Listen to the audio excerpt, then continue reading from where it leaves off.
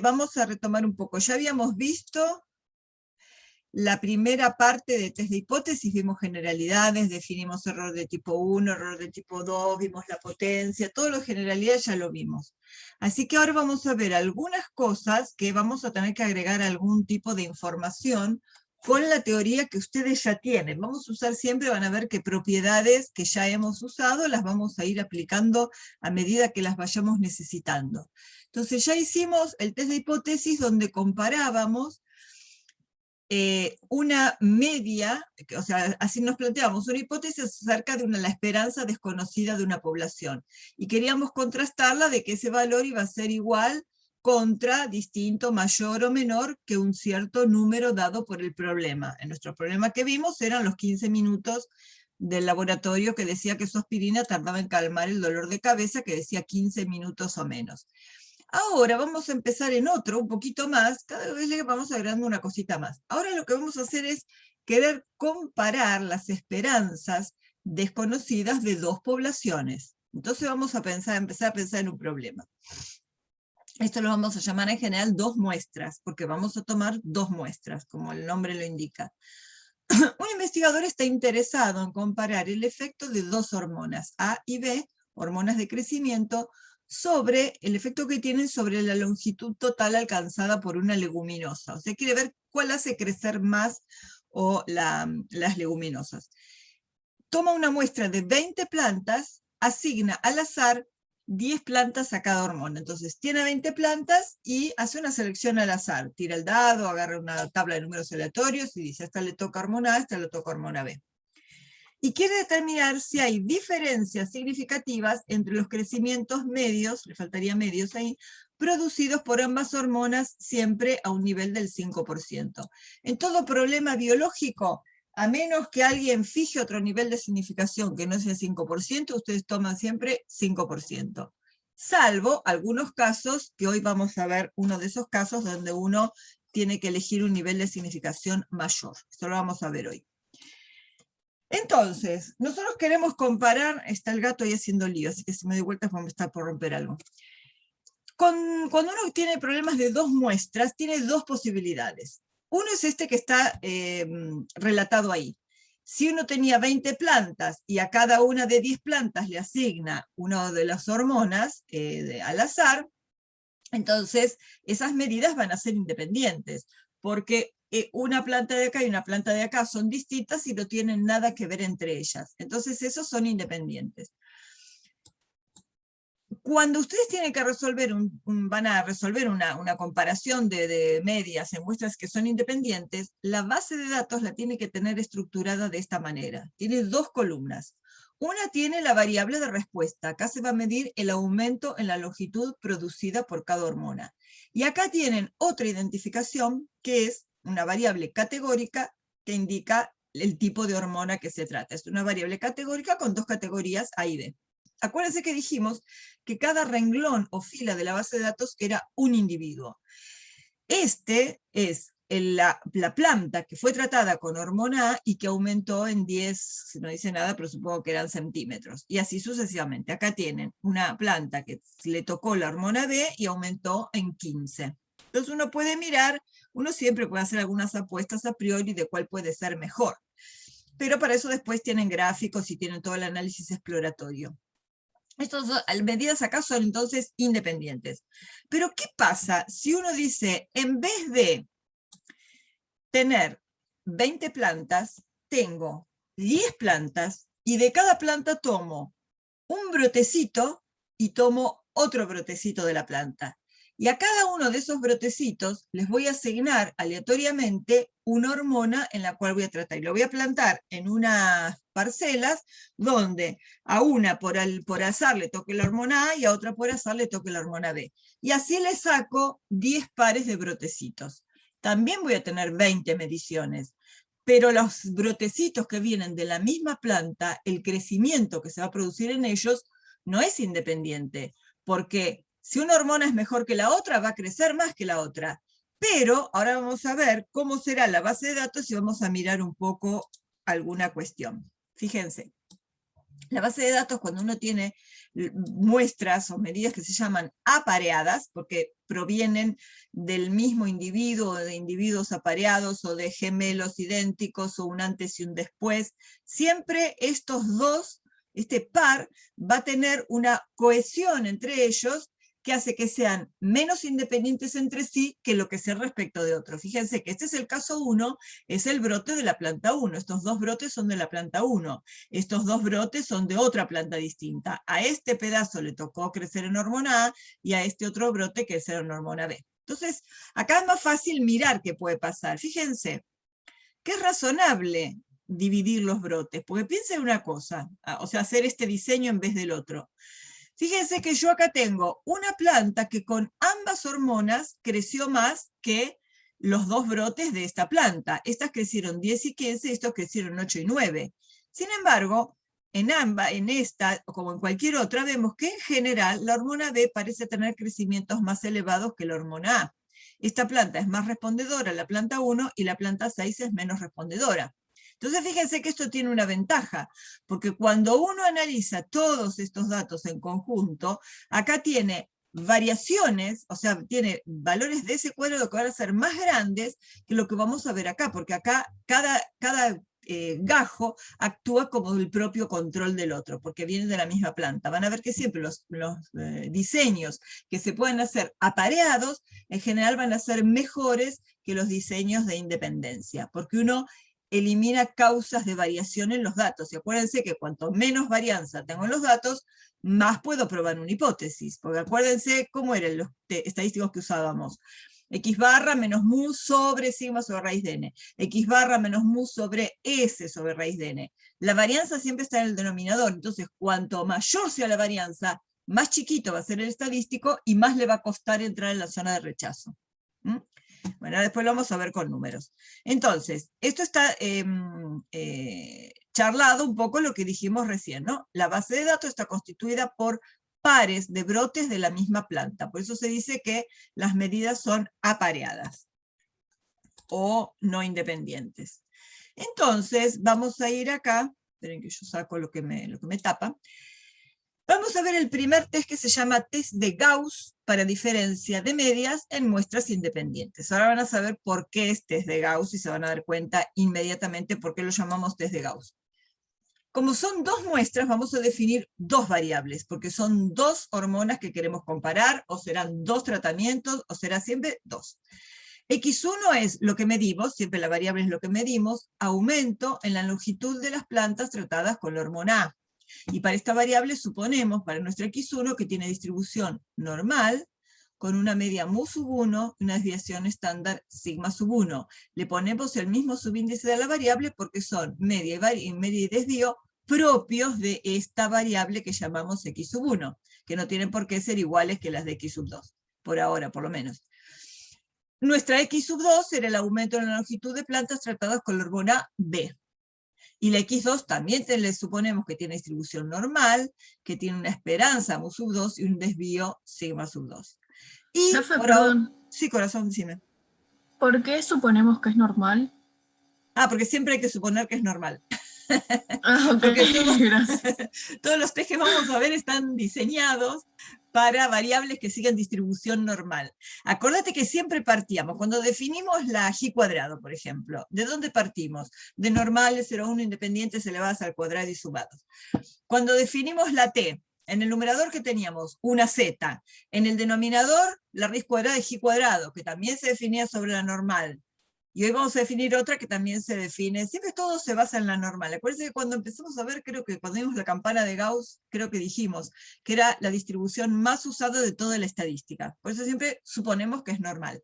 Hoy vamos a ver un test que nos va a permitir cuantificar un poco más si uno puede pensarla como razonablemente normal. ¿Ustedes qué esperarían de una serie de puntos que siguiera una distribución normal? Acuérdense cómo era la campana de Gauss. ¿Qué esperarían?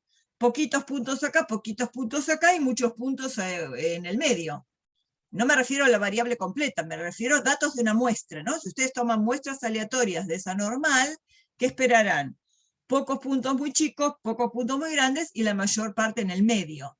Y eso tiene un perfil razonablemente normal. O sea que es razonable que las variables, pedirles que tengan distribución normal. ¿Mm? Y vamos a los supuestos. Fíjense que vamos a hacer un test y estamos siguiendo puntualmente todos los puntos del test de hipótesis. Definición de las variables aleatorias. Distribución y supuestos. Por ahora que son independientes y por ahora que sigma 1 y sigma 2 son conocidas. Por eso, como son conocidas, podemos pensar en un test de Gauss, ¿no? Después vamos a ver qué pasa si no son conocidas, ya se lo estarán imaginando. Entonces, vamos a plantear las hipótesis, venía ahora, ¿no? Ya hicimos los primeros pasos, ahora el otro paso. Definir, plantear las hipótesis. La hipótesis nula siempre va a ser la igualdad entre los parámetros. Acuérdense, nosotros queríamos ver si los crecimientos medios eran iguales o distintos entre las dos hormonas. Entonces, en la hipótesis nula, los crecimientos medios poblacionales desconocidos, que son esta mu1 y mu2, va a la igualdad. mu1 igual a mu2. Voy a poner el punterito. mu1 igual a mu2. Nosotros queríamos ver si diferían. Entonces, ¿cuál va a ser nuestra alternativa? mu1 distinto de mu2. ¿Mm? Ahora, nosotros después vamos a querer ver con qué estimamos. Entonces, vamos a pasar todos los parámetros al primer miembro. Y como después nos va a interesar una distribución, vamos a pasarlo restando. Porque nosotros tenemos variables normales y conocemos la distribución, sabemos que si hacemos una diferencia de normales, también va a ser una normal. Ahora vamos a ese próximo paso. Estas tres ideas hay que decir equivalente. O sea, decir mu1 igual a mu2 es equivalente a decir que mu1 menos mu2 es igual a 0. ¿No? Pasé mu2 al primer miembro. En el segundo, si mu1 es distinto de mu2, su diferencia va a ser distinta de 0. Entonces, ¿se acuerdan las preguntas que nos hacíamos? Primera pregunta, que nos veníamos haciendo desde intervalo de confianza. ¿Con quién estimamos al parámetro? Cuando queríamos intervalo de confianza para mu, lo primero que nos preguntábamos que era, ¿con quién estimamos el parámetro mu? Bueno, ahora nos hacemos una hipótesis acerca de este parámetro que llamamos mu1 menos mu2. Entonces, lo primero es, ¿con quién estimamos a mu1 menos mu2? ¿Qué hacíamos? Nosotros ya tenemos tomada una muestra de plantas tratadas con la hormona A, otra muestra de plantas tratadas con la hormona B. ¿Cómo estimarían que tendrían que calcular sobre esas muestras para estimar estos parámetros? ¿Qué tendríamos que hacer? Muy bien, corazón, las medias. Lo primero que hacemos es vamos a poner una estadística descriptiva de las variables y vamos a calcular las medias. Es nuestro estimador de la varianza, de la esperanza poblacional. Entonces, a mu1 menos mu2 la estimo con x/1 menos x/2. ¿Por qué lo pusimos con mayúscula? Porque todavía la muestra no la tomamos. Por ahora es una variable aleatoria. Acuérdense que todos los estadísticos eran variables aleatorias, y es una variable aleatoria que es estimador de este parámetro. ¿Está bien? Cuando tomemos los datos, pasarán a ser x barra chiquitas, y lo que calculemos va a tomar un número. ¿Cuál es la segunda pregunta? Dado que el test de hipótesis involucra un cálculo de probabilidad, ¿qué necesitamos conocer? La distribución. Entonces, la segunda pregunta es, ¿qué distribución tiene x/1 menos x/2? Entonces vamos a tomar un ratito para llegar a esta distribución. Me faltó acá poner que si x1 es normal mu1 sigma 1 y x2 normal mu2 sigma 2, ¿qué me faltó poner? ¿Qué distribución tienen x/1 y x/2? Pero eso ya lo vimos, recontravimos, entonces ustedes se acordarán que x/1 tendrá distribución normal, con la misma esperanza de la x, mu sub 1, pero la desviación estándar, ¿se acuerdan cómo era? Era sigma 1 dividido la raíz cuadrada de n1, donde n1 es el tamaño de la muestra de plantas que fueron tratadas con la hormona A. ¿Y x/2 qué distribución tendrá? Normal, con esperanza mu sub 2, y desviación estándar, sigma 2, dividido la raíz cuadrada de n sub 2, del tamaño de muestra de las plantas que fueron tratadas con la hormona B. En nuestro caso las dos eran 10, así que acá será sigma 1 raíz de 10, sigma 2 sobre raíz de 10. Bueno, ya sabemos que si las x barras son normales, la diferencia de dos normales también es una normal. Entonces, x/1 menos x/2 tiene distribución normal porque es diferencia de normales. Y ahora lo que vamos a hacer es calcular cuáles son los parámetros que vamos a poner acá ¿Para después qué? Para ir a nuestro tercer paso, que era que definir el estadístico de prueba y su distribución bajo la hipótesis nula. Entonces, ¿se acuerdan que el estadístico de prueba que era? Era estandarizar a la media. ¿Se acuerdan? Lo vimos de la clase pasada. Lo que llamamos estadístico de prueba era estandarizar a la media. Bueno, acá será estandarizar a la diferencia de medias. Entonces vamos a calcularle cuáles son los parámetros. Esperanza y desvío, esperanza y varianza. Bueno, vamos a calcular ahora la esperanza y la varianza de x/1 menos x/2. ¿Se acuerdan que les dije cuando lo vimos en su momento? Esta diapositiva, acuérdense siempre dónde está, tengan la mano, que era la diapositiva de las propiedades de la esperanza y de la varianza. Entonces, vamos a calcular primero la esperanza de x/1 menos x/2. Esperanza de la resta es la... Basta, chico. Dolió el gato. Bueno, esperanza de la diferencia es la diferencia de las esperanzas. Entonces, la esperanza de x/1 menos la esperanza de x/2. Y habíamos visto que tenían la misma esperanza que la x, o sea, va a ser mu1 menos mu2. Y después tenemos que calcular la varianza. La varianza de esta diferencia de medias, de x/1 menos x/2. ¿A qué es igual la varianza de la resta? Ustedes conocen las propiedades de la varianza de una suma, que era igual a la suma de las varianzas si eran independientes. Y acá son independientes. Entonces vamos a calcular así. La varianza de x/1 más la varianza de esta x/2 que está multiplicada por un menos 1. Esto sería pensar x/1 más menos x/2. Entonces voy a tener varianza de x/1 más la varianza de menos x/2. Pero x/2 está multiplicada por la constante menos 1. Y acuérdense que la varianza de c por x era c al cuadrado por la varianza de x. Nuestra constante c es el menos 1, o sea que es menos 1 al cuadrado por la varianza de esta x/2. Y ahora vamos a otra propiedad que también la probamos en su momento, que era que la varianza de la media, de la x/, era la sigma cuadrado de la x, pero dividido el tamaño de la muestra. Por eso el desvío era sigma sobre la raíz de n. Entonces, la varianza de x/1 será sigma 1 cuadrado dividido n sub 1. Acá me quedó positivo, porque el menos 1 al cuadrado es 1, y la varianza de x/2 es sigma 2 al cuadrado dividido n2. ¿Está? Entonces, acá ahora podemos poner los parámetros. La esperanza va a ser mu1 menos mu2, pero la desviación estándar va a ser la raíz cuadrada de toda esta varianza. ¿Está bien? Entonces, vamos a calcular el estadístico, que era estandarizar era estandarizar las medias, los que me estimaban a estas medias poblacionales. Entonces, ¿cómo estandarizo a x/1 menos x/2? Le resto mu1 menos mu2 y lo divido por esta desviación estándar. Le resto mu1 menos mu2 y lo divido por esta desviación estándar. Pero, ¿qué decíamos? El estadístico tenía distribución bajo la hipótesis nula. Y si bajo la hipótesis nula esta diferencia de medias es un 0, yo acá le resto un 0. Si acá yo quisiera probar que mu1 menos mu2 es un cierto número, o sea, que mu1 supera en mu2 en, no sé, 2 unidades, yo acá tendría que poner un 2 y acá le restaría un 2. Justo un problema así se tomó en el examen de la fecha complementaria de hoy. Acá era un 2 en vez de un 0. Bueno, entonces yo acá le tengo que restar el valor de la diferencia de medias poblacionales en la hipótesis nula. En general es un 0, pero si no es un 0 se lo resto. Acá quedó restado un 0. Entonces el estadístico de prueba me quedó así. Y esto tiene distribución normal 0,1 porque lo estandaricé con las varianzas poblacionales y todo, bajo H0, porque bajo H0 le resté el valor de las mu1 menos mu2. Y con esto ya tenemos el próximo paso, que es estadístico de prueba, su distribución bajo la hipótesis nula.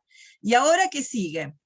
Sigue plantear, esperen que no estoy mirando no estaba mirando el chat, lo voy a dejar por ahí a mano, por si alguien escribe. Lo que pasa es que con la pantalla llena de cosas. Bueno. ¿Qué seguía el próximo paso del test de hipótesis? Después que llegamos al estadístico de prueba, faltaba establecer cuál era la zona de rechazo. Entonces, ¿cuál es la zona de rechazo? Si la hipótesis alternativa me dice un distinto, voy a tener una zona de rechazo en las dos colas. ¿En las dos colas de qué distribución? De la distribución que tiene este estadístico bajo la hipótesis nula, o sea, de una normal 0,1. Entonces, acá tienen la normal 0,1, esta área, no sé por qué me quedó tan clarito como si fuera gris ahí.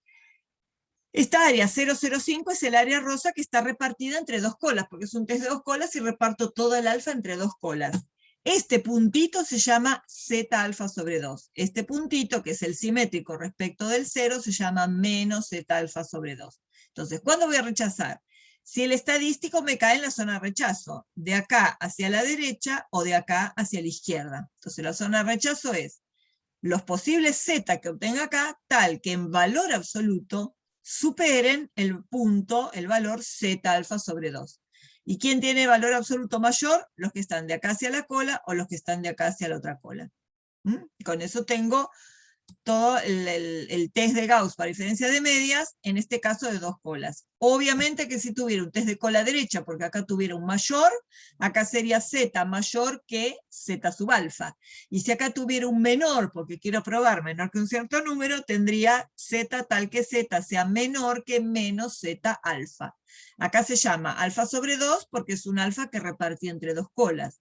Si el T fuera de una sola cola, o sea, si toda esta parte no me interesa, este se llamaría Z sub alfa y toda el alfa estaría a la derecha. Fíjense que el valor crítico, ustedes ya en algún momento lo hemos usado. ¿Se acuerdan el valor de la normal 0,1 que deja en la suma de las dos colas el 5%, como dice ahí? ¿Se acuerdan cuál era? El 1,96. Que si lo quieren buscar en la tabla, déjenme ver, ¿No es, vamos. Sí, ¿no dale. es 1,685, una cosa así? No, 1,645, te suena, está bien, pero ese dejaba 10% en la suma de las dos colas. Espera, ahora lo vamos a buscar la normal. Espera. A ver, más rápido así. Hay tantos de binomial y Poisson que no llegó nunca. Acá está. ¿Se acuerdan dónde encontramos esos valores? Acá abajo. Este era el valor de x, esta era f de x el área a la izquierda, esto era 1 menos f de x la cola derecha, y esto es la suma de las dos colas. Si yo quería 10% en la suma de las dos colas, era el 1,645. Este dejaba 5% en la cola derecha. Pero el que deja 5% en la suma de las dos colas, ese es el 1,96. ¿Se acuerdan cómo se calculaba? Acá abajo tienen la suma de las dos colas. Si yo quiero que la suma de las dos colas sea el 5%, el punto es el 1,96. Este era el mismo punto que usamos cuando construíamos el intervalo de confianza para mu del 95%. ¿Se acuerdan? Cuando se conocía sigma. Porque si yo quería 95 en el centro, 5% en la suma de las dos colas, conocía sigma, usaba la distribución de Gauss. Y el valor de la tabla que usaba ahí era el 1,96. Bueno, entonces, dijimos hasta acá, esto para dos colas, que pasaría una cola de cola derecha o cola izquierda. Pero, como siempre hay un pero, el caso más real es que no se conozcan las varianzas. Entonces, si yo no conozco las varianzas, ya ahora tengo que hacer otra cosa. Estas varianzas van a ser desconocidas. Entonces, vamos a ver, ya que nos metimos con las varianzas, vamos a ver un test para comparar varianzas de dos poblaciones con distribución normal. Este test es el primero que tendrían que hacer, siempre, digamos, en la vida real, si después quisieran hacer el test que vamos a ver, si no conozco las varianzas, ¿cómo se va a llamar en vez de Gauss? Si no conozco las varianzas poblacionales. Nombre, no me interesa nada más. ¿Les suena que no, cómo se va a llamar test en vez de Gauss? ¿Fisher era? ¿Eh? ¿El de Fisher era? No, todavía no vimos Fisher. Student. Student, claro. Cuando no se conocía, cuando no teníamos sigma para hacer x barra menos mu sobre sigma sobre raíz de n, lo reemplazábamos por el s, pero eso ya no tenía distribución de Gauss, sino tenía distribución t de Student. Muy bien. Entonces, El test de Student, se los adelanto, porque vamos a ver en 2 diapositivas más, el test de Student pide que las varianzas sean iguales, si bien desconocidas, iguales. Entonces, ya que nos pide eso, vamos a hacer cronológicamente lo que corresponde, un test para comparar varianzas de 2 distribuciones con, poblaciones con distribución normal, de 2 distribuciones normales. Fíjense, tenemos la misma definición de las mismas variables, las mismas distribuciones, y la misma independencia. ¿Qué falta acá? Falta que habíamos puesto en la anterior sigma 1 igual a, sigma 1 y sigma 2 conocidas. Bueno, ahora no las conozco, ahora las quiero comparar. Y si quiero comparar las varianzas, ¿cuál va a ser mi hipótesis nula para este test? H0, si quiero comparar varianzas, ¿qué será? Será la igualdad ¿de quién? De sigma 1 cuadrado igual a sigma 2 cuadrado. Y si quiero probar si son diferentes, la alternativa será sigma 1 cuadrado distinto de sigma 2 cuadrado. Voy a ver, quiero probar o no, en realidad vamos a ver después que lo que quisiera quedarme con esto, pero bueno, no importa. Lo que se opone a la igualdad acá es la alternativa. Entonces, de nuevo, pregunta, ¿con quién estimamos a las varianzas poblacionales? ¿No? A partir de las muestras que teníamos. ¿Qué tendremos que calcular para estimar estas varianzas poblacionales? Las varianzas. La media. No, para estimar las varianzas, ¿qué usas? La varianza muestral, ¿no? Ah, Si quiero estimar las varianzas poblacionales, calculo las varianzas muestrales, o sea, sigma 1 cuadrado sombrero será nuestro S1 cuadrado. Sigma 2 cuadrado sombrero será nuestro S2 cuadrado. Cuando yo calcule de esas 2 muestras, de hormona A y hormona B, le calcule la varianza S cuadrado, voy a estar estimando la varianza de toda la población. Ahora, nosotros antes ¿qué hicimos? Pasamos la mu2 restando, porque sabíamos que como la variable iba a ser nuestra X barra, la diferencia de medias era una normal también. Entonces, ¿qué íbamos a tener una diferencia de medias poblacionales? Pero la diferencia de varianzas no tiene esa distribución ni conocida ni nada. Sí se conoce una distribución nueva, que no la conocemos y ahora la vamos a presentar, que es la que dijiste vos, Tomás, no me acuerdo quién, la Fisher. Entonces, acuérdense que nosotros en nuestro estadístico de prueba, vuelvo atrás al estadístico, en este estadístico, ven que nosotros lo usábamos para comparar varianzas poblacionales. Y en este estadístico coexistían las varianzas poblacionales que planteamos en la hipótesis nula con sus estimadores, ¿no? Entonces, cuanta más diferencia había entre el estimador y el parámetro, más nos apartábamos de la hipótesis nula. Más grande nos iba a dar el estadístico. Bueno, acá nosotros no conocemos, pero hay una distribución que sí conocemos, donde conviven una varianza y su estimado, una varianza poblacional sigma cuadrado y su estimador S cuadrado. ¿Cuál es? ¿Se acuerdan? Que la definimos ya, una distribución nueva que definimos donde teníamos a S cuadrado y a sigma cuadrado. ¿Quién era? Les ayudo cómo la construíamos. N-1 por S cuadrado sobre sigma cuadrado. ¿Se acuerdan qué distribución tenía?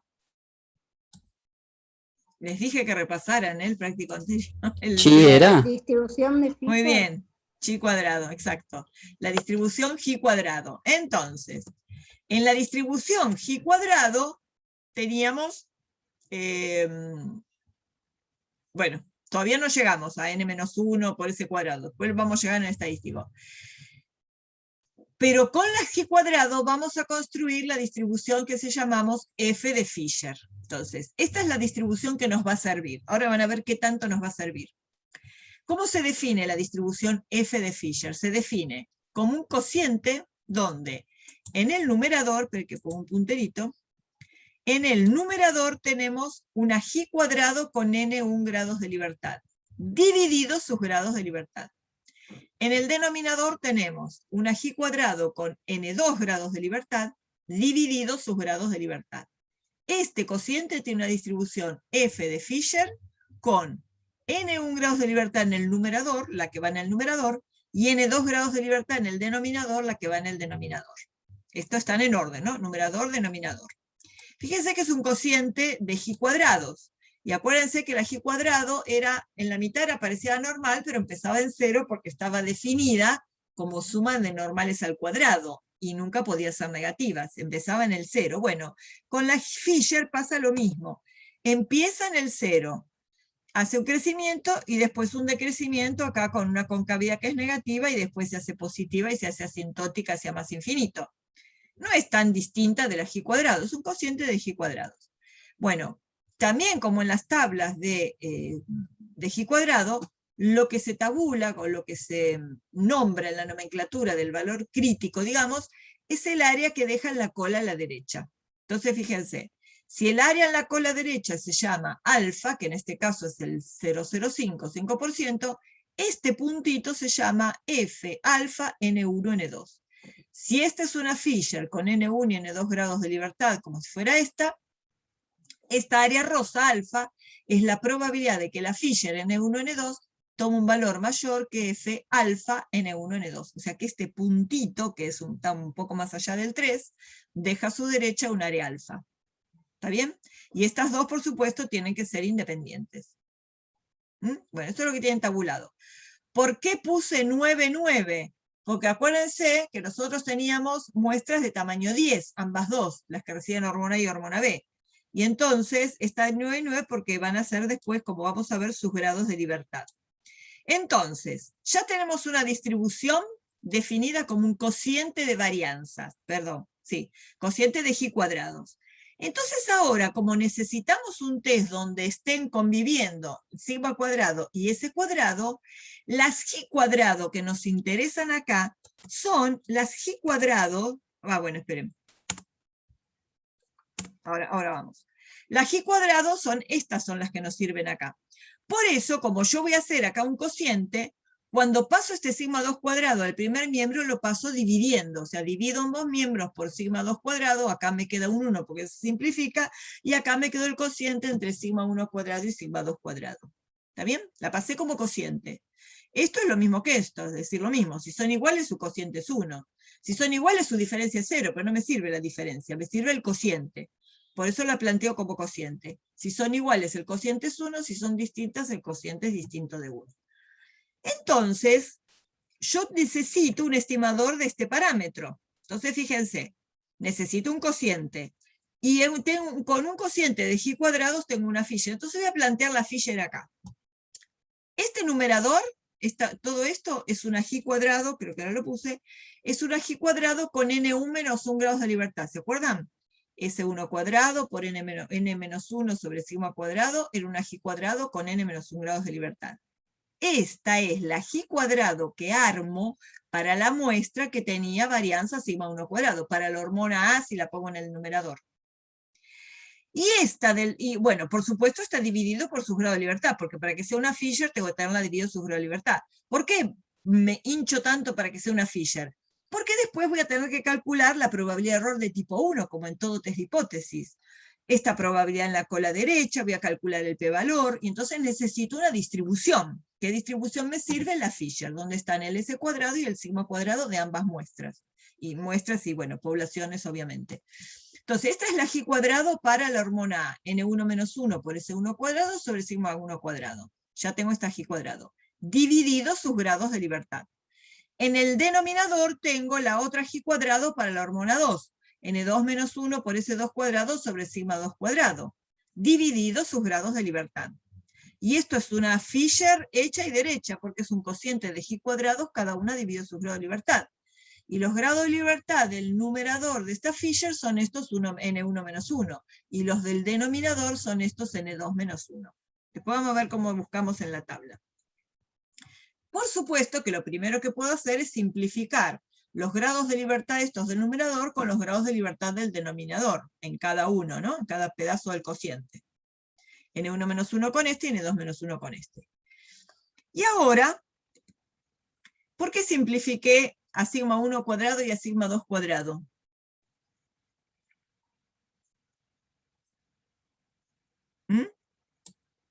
Porque en nuestra hipótesis son iguales. Muy bien, porque la distribución del estadístico la voy a plantear bajo la hipótesis nula. Y la hipótesis nula dice que son iguales y que el cociente vale 1. Y fíjense que esta sigma 1 cuadrado está en el denominador.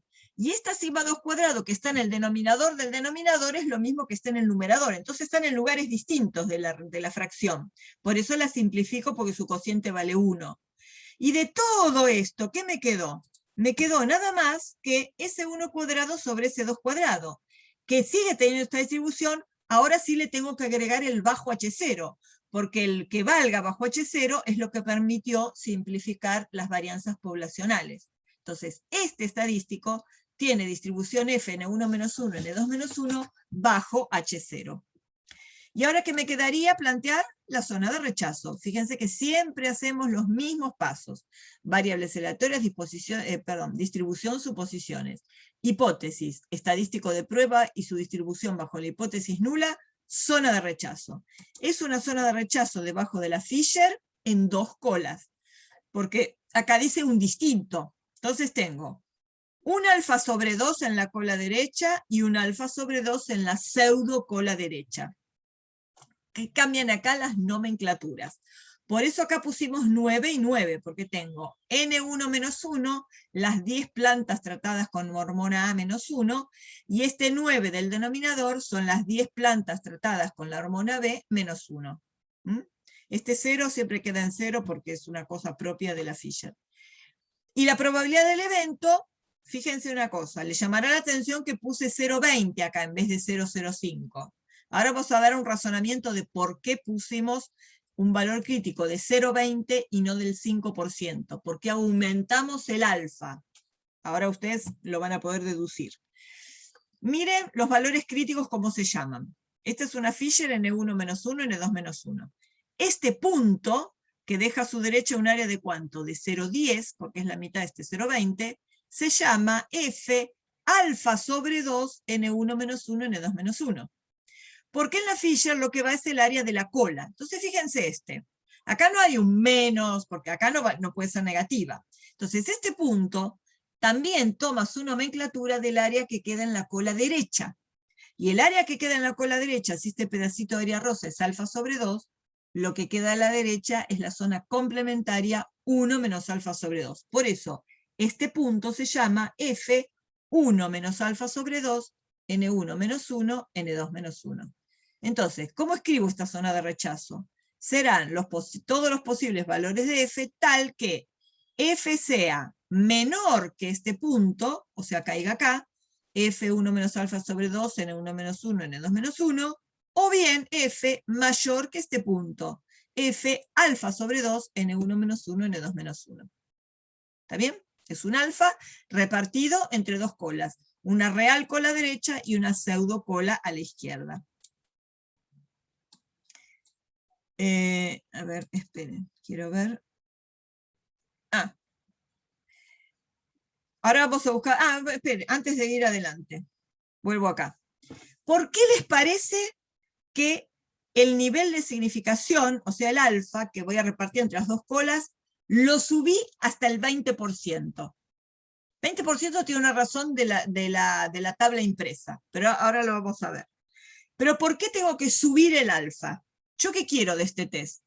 ¿Quiero rechazar la hipótesis nula o no rechazar la hipótesis nula? Si lo voy a hacer, bueno, no les dije, sí, les adelanté antes. Lo quiero hacer como un test antes de hacer el test de Student que me pide que las varianzas sean iguales. ¿Está bien?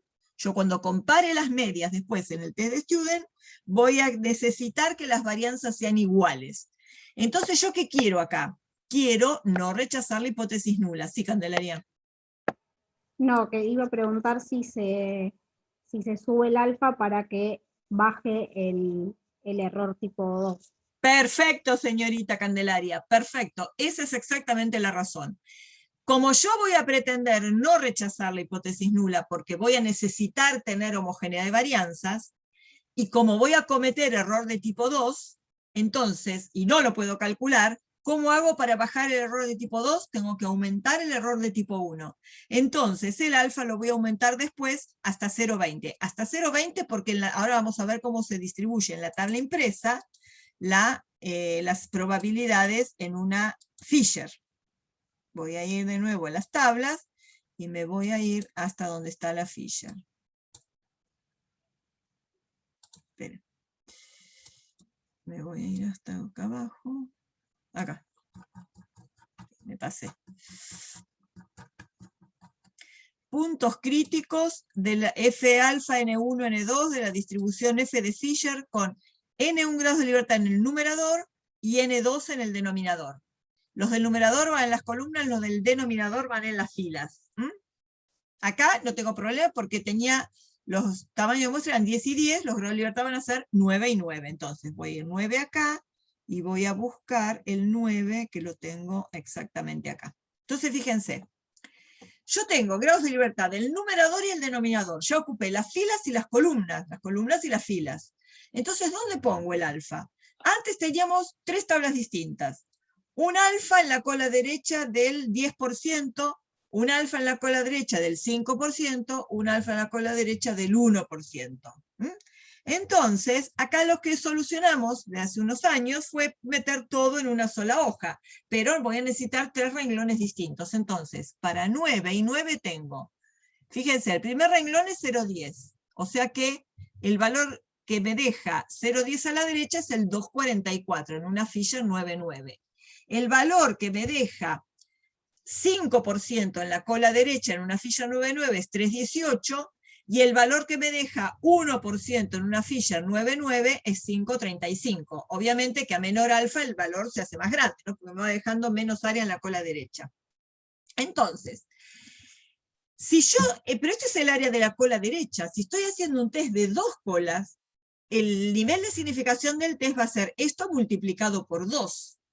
¿Y cuál es el más grande que tengo? El valor de tabla más grande que tengo es el que me deja 0,10 en la cola derecha, o sea 0,20 en las dos colas. Y ese valor es el 2,44. ¿Sí? Lo vamos a buscar en el Infostat. Esperen. Vamos a ver si lo puedo traer todo junto. Esperen un cachito. Vamos a poner...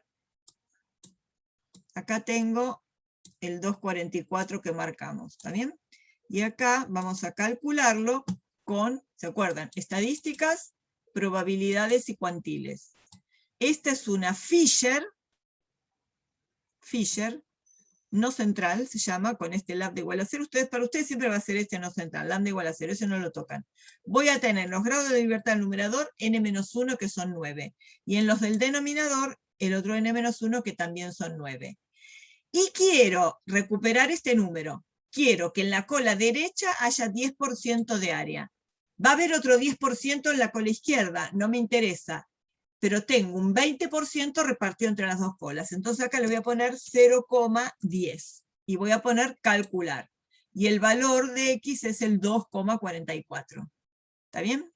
Si ustedes se quieren poner más estrictos para disminuir aún más el error de tipo 2, de equivocarse si aceptan la hipótesis nula, pueden poner un alfa más grande, qué sé yo. Si acá ponen 0,20, van a tener un test del 40% de nivel de significación, y el valor crítico sería 1,78. Entonces sería el valor que no debe superar el cociente entre las varianzas muestrales para que las varianzas sean consideradas significativas.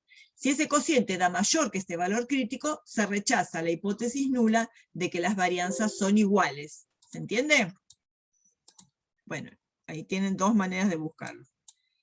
Entonces, esperen, vamos a volver acá. ¿Está bien? Entonces, este 20% de nivel de significación me da 10% en cada cola. Vamos a mirar un poco ahora cómo vamos a proceder. Acá les copié lo mismo, ¿no? 20% entre las dos colas, 10% en cola derecha, 10% en la cola izquierda, con la zona de rechazo. ¿Cuál es el problema? En la tabla que vimos. La tabla que vimos, ¿qué teníamos? Teníamos acá alfa 0,10, 0,05 y 0,01. O sea, ¿qué test podríamos hacer? El de 0,10 por 2, 0,20. 0,005 por 2, 0,10, y 0,01 por 2, 0,02. No podemos hacer test que no tengan otro alfa que ese. Entonces uno dice, bueno, yo no tengo, a ver, si yo acá tengo 10%, porque tengo 20 en la suma de las dos colas, acá tengo otro 10%. ¿Qué valor de tabla, qué alfa necesitaría en la tabla? 1 menos 0,10, necesitaría una tabla que tuviera un 0,90 a la derecha, y no tengo tabla de 0,90 a la derecha. Sí lo podríamos calcular con el Infostat. No me deja, esperen. No me deja ir acá. Acá sí. Con el Infostat sí podría calcularlo. Estadísticas, probabilidades y cuantiles. Una F con 9 y 9. El valor crítico de la izquierda tendría que tener en la cola derecha 0,90 para que deje 0,10 en la cola derecha. Y este punto sería 0,497, o sea, o 0,41, ¿no? Por supuesto, fíjense, si el 1 está acá, estos valores son menores que 1. Pero yo, para calcularlo, si quisiera ver si un estadístico me cayó de este lado, tendría que calcularlo. Bueno, hay una propiedad. Si tienen ganas de calcularlo, tienen que usar esta propiedad. ¿Qué dice esto? Que si ustedes quieren este valor, por ejemplo, el que deja 0,90 a la derecha en una Fisher 9,9. Acá no hay problema porque tenemos los mismos grados de libertad. ¿Qué tendrían que hacer? 1 dividido el valor de la Fisher que deja a la derecha alfa sobre 2, el área complementaria acá, pero los grados de libertad están cambiados, N2 menos 1, N1 menos 1. ¿Está bien? Si yo quisiera este punto. Vamos a calcularlo, si quieren lo verificamos. Este punto, déjenme ver, si el área a la derecha fuera, perdón, 0,90, 0,90 dijimos, ¿no? Sí, porque quiero un área a la izquierda de 0,10. El punto sería 0,4097. Acuérdense del 0,4097. Si yo quiero, sin tener esto, ¿no? Si tuviera la tabla impresa, para tener este número tendría que tener, para tener 0,90 a la derecha, tendría que tener, acá no hay problema con los grados de libertad cambiados, porque todos tienen 9 y 9. Tendría que hacer 1 sobre F, el que deja 0,10 a la derecha, con los grados de libertad cambiados. Entonces, fíjense, acuérdense del 0,4097. Si yo pongo acá 0,10 a la derecha, calcular, si hago el valor crítico 1 dividido 2,4403, es el 0,4097 que calculamos antes. ¿Se entiende? Tendrían que hacer esa cuentita, si quisieran calcularlo. Pero para que no tenga, queremos hacer las cosas fácil, para que no tenga que hacer ni siquiera esa cuentita, vamos a hacerla más fácil todavía. ¿Cómo haríamos para asegurarnos de que el estadístico no nos caiga de este lado? O sea que no nos dé menor que 1 el cociente entre las varianzas muestrales. ¿Qué tendrían que hacer? Asegurarse de que siempre caiga a la derecha. Entonces, ¿cómo podemos evitar ese cálculo? Haciendo nada más que esto. El S cuadrado más grande dividido el S cuadrado más chico. Y así nunca va a dar de este lado, porque nunca va a ser menor que 1. Al hacer el mayor sobre el menor, ese cociente siempre va a ser mayor que 1 y va a caer en la cola derecha o no, pero va a caer en zona de aceptación por este lado. Nunca va a dar más chico que 1. Y así uno se evita de tener que calcular este número. Nada más que por eso, por pereza. Sigue existiendo una cola a la izquierda de otro 10%, porque el nivel de significación seguiría siendo 0,20, pero yo me aseguraría al hacer el cociente así de que siempre caiga a la derecha. Entonces, al hacer el mayor sobre el menor, nos aseguramos de que el F caiga siempre en la cola derecha porque va a ser mayor que 1. Esto, n sub m menos 1 y n sub m menos 1, quiere decir que siempre hay que respetar el orden de los grados de libertad. Si yo acá puse el S cuadrado de una muestra que tiene n1 grados de libertad, acá tendré esos grados de libertad menos 1. Y el que fue al denominador, el que le tocó ir al denominador porque era el más chico, los grados de libertad irán al denominador. O sea, tengo que respetar siempre el orden como son los grados de libertad, con los n de cada una de estas muestras. ¿Está bien? Eso es una simplificación que uno hace si no tuviera el Infostat y tuviera que usar la tabla impresa para evitar tener que hacer este cálculo. ¿Cómo obtenemos este test de la prueba F para igualdad de varianzas? La tienen en estadísticas, inferencia basada en 2 muestras, estadísticas, inferencia basada en 2 muestras, esperen que quiero asegurarme de que esté en, sí, La base de datos era hormonas como si fueran independientes, estadística. Inferencia basada en 2 muestras. Fíjense que acá tiene una serie de pruebas que se terminan acá, estas son independientes. Acá tiene otras 3 pruebas que son para muestras apareadas, y acá al final tiene la prueba F para igualdad de varianzas. Entonces, lo que quiero verificar es la varianza entre los aumentos de longitud. ¿Para quién? Para la variable de clasificación es la hormona. Aceptar. Lo dejo como está, prueba bilateral, porque solo quiero ver si hay diferencia, y le doy a aceptar de nuevo. Y acá tienen la salida que tenían acá, ¿ven? El aumento de longitud, hormona A, hormona B, los tamaños de muestra, las varianzas, el estadístico F, el p-valor y el tipo de prueba. Entonces, vuelvo acá, porque vamos a comparar algunas cosas. Acá tienen la salida. Acá, ¿qué pasó? Miren el estadístico, 0,7503. ¿Por qué me dio 0,7503? Me dio acá, menor que 1. Porque tomó, como la primera que aparecía era la hormona A, tomó como grupo 1 la hormona A y como grupo 2 la hormona B. Y la varianza de la hormona A es más chica que la de la hormona B, por eso hizo 6 dividido 8 de 0,7503. Y el p-valor para la prueba bilateral dio un p-valor de 0,6757. ¿Qué es este p-valor? Acuérdense que el p-valor era la probabilidad exacta de equivocarse al rechazar la hipótesis nula, si yo rechazara H0, y era el área que había a partir del estadístico de prueba. ¿Qué quiere decir? Este 0,75 a la izquierda deja un área que multiplicada por 2 da 0,6757, porque es el área a la izquierda más otra área a la derecha, que no me importa cuál es, sería el área a la derecha de 1 dividido, etcétera, ¿no? Si yo hubiera hecho el cociente al revés. Ahora vamos a verificar. De cualquier manera, el p-valor nos dio 0,6757. ¿Con quién lo vamos a comparar? Bueno, sería deseable que fuera tanto más grande como sea posible, porque quiere decir que el error de tipo 2 va a ser lo más chico posible. Fíjense que acá no importa qué elegí porque es recontra grande este p-valor. O sea, no rechazaría la homogeneidad de varianzas, ¿no? Pues la hipótesis nula en la que las varianzas eran homogéneas. Con un p-valor tan grande y una probabilidad de equivocarme tan grande, no rechazo ni loco la hipótesis nula de que las varianzas son iguales. Aunque hubiera elegido un nivel de significación del 10, del 20, del 50 o del 60%, porque sigue siendo un p-valor mayor.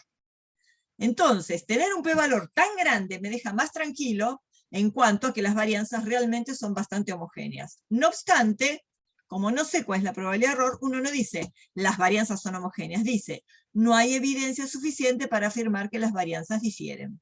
¿Está bien? Eso siempre que no se rechace, se escribe igual. No hay evidencia suficiente que me indique que tengo que rechazar la hipótesis nula.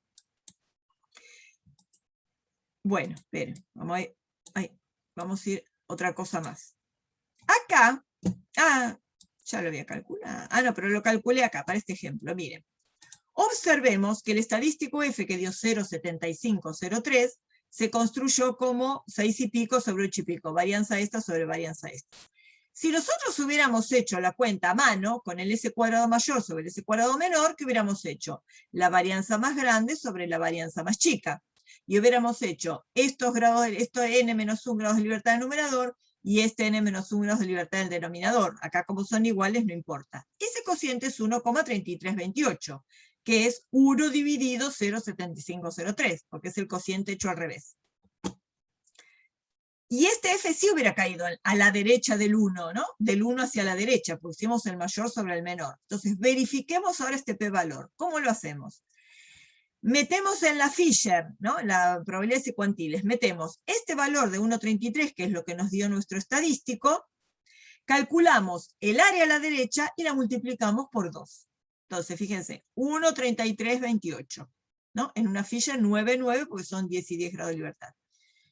Le pongo el valor que esté del estadístico y le pongo calcular. El área a la derecha me dio 0,3378. Pero ese es el área a la derecha, pero es un test de 2 colas, entonces la multiplico por 2. Y si multiplico esto por 2 me da el 0,6756 más menos un decimal que me había dado acá. O sea que este es el p-valor de una prueba de 2 colas que es el área que hay a partir de este valor hacia la izquierda multiplicado por 2, o este 1,33 hacia la derecha multiplicado por 2. ¿Está bien? ¿Sí? Este es el valor hacia la izquierda, este es el valor hacia la derecha. O sea, o calculamos mayor sobre menor y este p-valor lo multiplicamos por 2, o el área de la izquierda y el p-valor lo multiplicamos por 2. ¿Hasta acá de acuerdo? Entonces, test de Fisher para comparación de varianzas. Si ustedes quisieran probar que dos varianzas son diferentes, por ejemplo, en la guía creo que tienen uno que se quiere comparar la varianza entre un método colorimétrico y un método cinético para determinar una hormona, creo que era. Lo que se sospecha es que el método cinético, que es más exótico, digamos, más costoso y más sofisticado, va a tener una varianza menor, ¿no? Un método mucho más preciso. Entonces ahí ustedes quieren probar que una varianza es menor que la otra. Y ahí van a hacer un test de una sola cola, planteen a la derecha o a la izquierda, como lo planteen, y ahí sí van a querer obtener el p-valor lo más chico posible, para tener poca probabilidad de equivocarse al decir que una varianza es mayor que la otra o menor que la otra. ¿Está bien? Pero acá, esto lo planteamos porque vamos a hacer justamente el test de Student para diferencia de medias en muestras independientes. Entonces, las mismas variables aleatorias. ¿Vale? ¿Llegaste? Sí, ahí llegó mi hija. Ya me quedo tranquila que está en casa. X1, aumento en la longitud de plantas tratadas con la hormona A, los mismos supuestos. Aumento de longitud en plantas tratadas con hormona B, los mismos supuestos. Y fíjense ahora, les recuadré los supuestos del test de Student para diferencia de medias en muestras independientes, porque son 3 supuestos que los vamos a recordar siempre acá en análisis de varianza y en regresión. 3 supuestos importantes: normalidad, independencia y homogeneidad de varianzas. Homocedasticidad es homogeneidad de varianzas. Por supuesto en independientes, el que vamos a ver después de apareadas no vamos a suponer independencia, después lo vamos a ver. Pero siempre que haya mediciones independientes vamos a tener los 3 supuestos: normalidad, independencia, homogeneidad de varianzas. De nuevo, las hipótesis iguales, mu1 igual a mu2 contra mu1 distinto de mu2, la conversión a la diferencia, la distribución de la diferencia de medias bajo la hipótesis nula no, la distribución de la diferencia de medias. Y ahora fíjense que como uno supone que las varianzas son iguales, entonces, a ver, vuelvo acá, ¿no? Vuelvo a recordar este resultado. Este resultado era hormona A versus hormona B, y el P de 0,67 nos decía que no había evidencia suficiente para afirmar que las varianzas difieren. O sea que realmente acá se está cumpliendo el supuesto de homogeneidad de varianzas, ¿no? Entonces, vamos a pensar una cosa. Si esto ya lo habíamos visto antes, la distribución de la diferencia de medias, la dedujimos todo.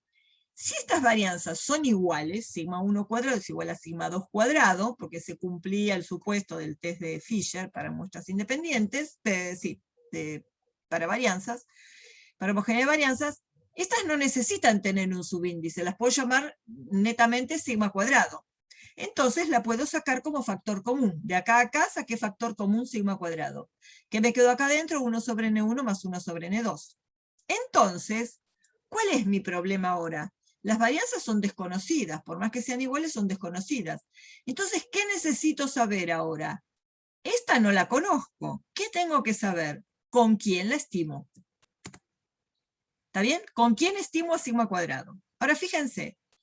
Sigma 1 cuadrado sombrero era S1 cuadrado y sigma 2 cuadrado sombrero es S2 cuadrado. ¿Qué quiere decir? Que si yo acá este es igual a el S1 cuadrado y el S2 cuadrado, ¿a quién están estimando? A la misma varianza. Pues si yo probé que las varianzas son homogéneas, las dos varianzas de las dos muestras de hormona A y hormona B están estimando a la misma varianza poblacional. Entonces, ¿cómo estimo esta varianza poblacional si tengo estos dos S cuadrados? ¿Con quién la estimarían? A ver, pensemos un poco. Los dos S cuadrados estiman a la misma varianza. Entonces, ¿qué hacen? Un promedio de las dos varianzas. Perfecto, Candelaria. Un promedio de las varianzas. ¿Yo puedo hacer acá sigma 1, S1 cuadrado más S2 cuadrado y dividir por 2? Sí, porque las dos muestras tienen el mismo tamaño.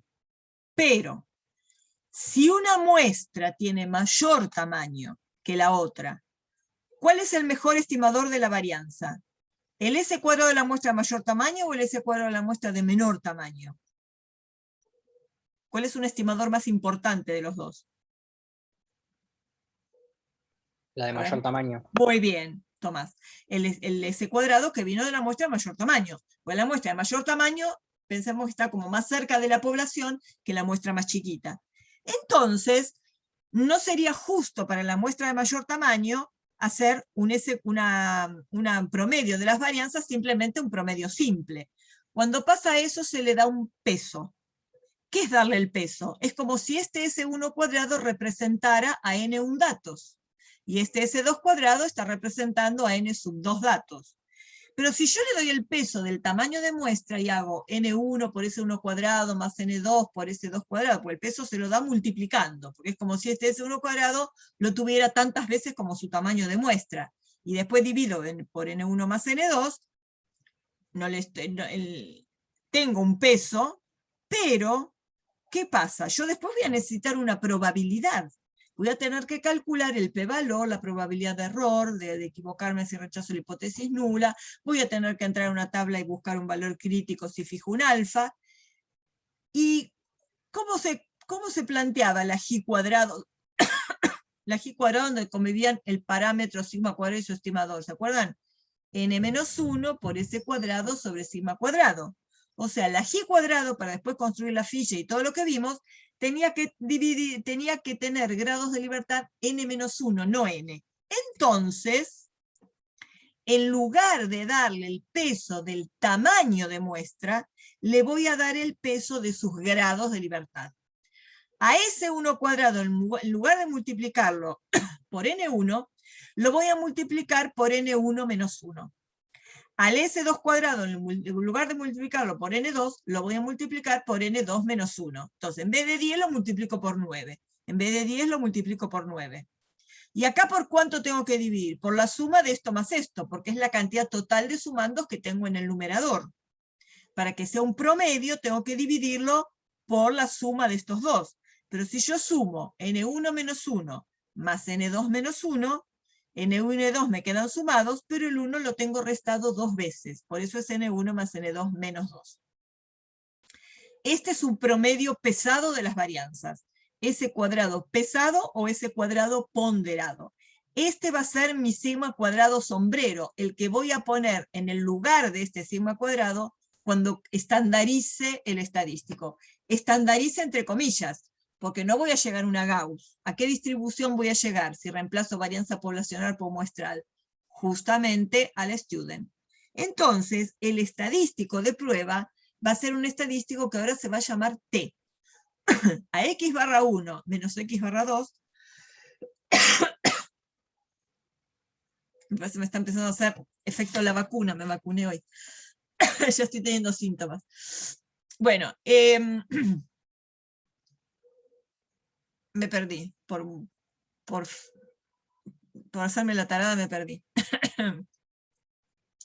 Ahora se llama test estadístico. Cuando yo quiero estandarizar x barra 1 menos x barra 2, bajo h0 le resto un 0, ¿no? Por eso acá no tengo nada, tengo un menos 0, porque supusimos que en la hipótesis nula hay un 0. Y en el denominador, cuando quiero usar este error estándar, va a ser el error estándar estimado. En lugar de esta varianza sigma cuadrado, va a ir el estimador, SP cuadrado, el SP cuadrado, el S cuadrado ponderado. Y acá adentro me quedó, por supuesto, solamente 1 sobre N1 más 1 sobre N2. Y fíjense que a la T, ¿quién dijimos que le daba los grados de libertad a la T? La G cuadrado del denominador. La G cuadrado que se construye con este SP cuadrado. Y como este SP cuadrado lo dividí por N1 más N2 menos 2, la T toma los grados de libertad de este SP cuadrado, por eso tiene N1 más N2 menos 2 grados de libertad. ¿Está bien? ¿No es hermoso? Que todo concuerde. Y acá tengo un test de 2 colas.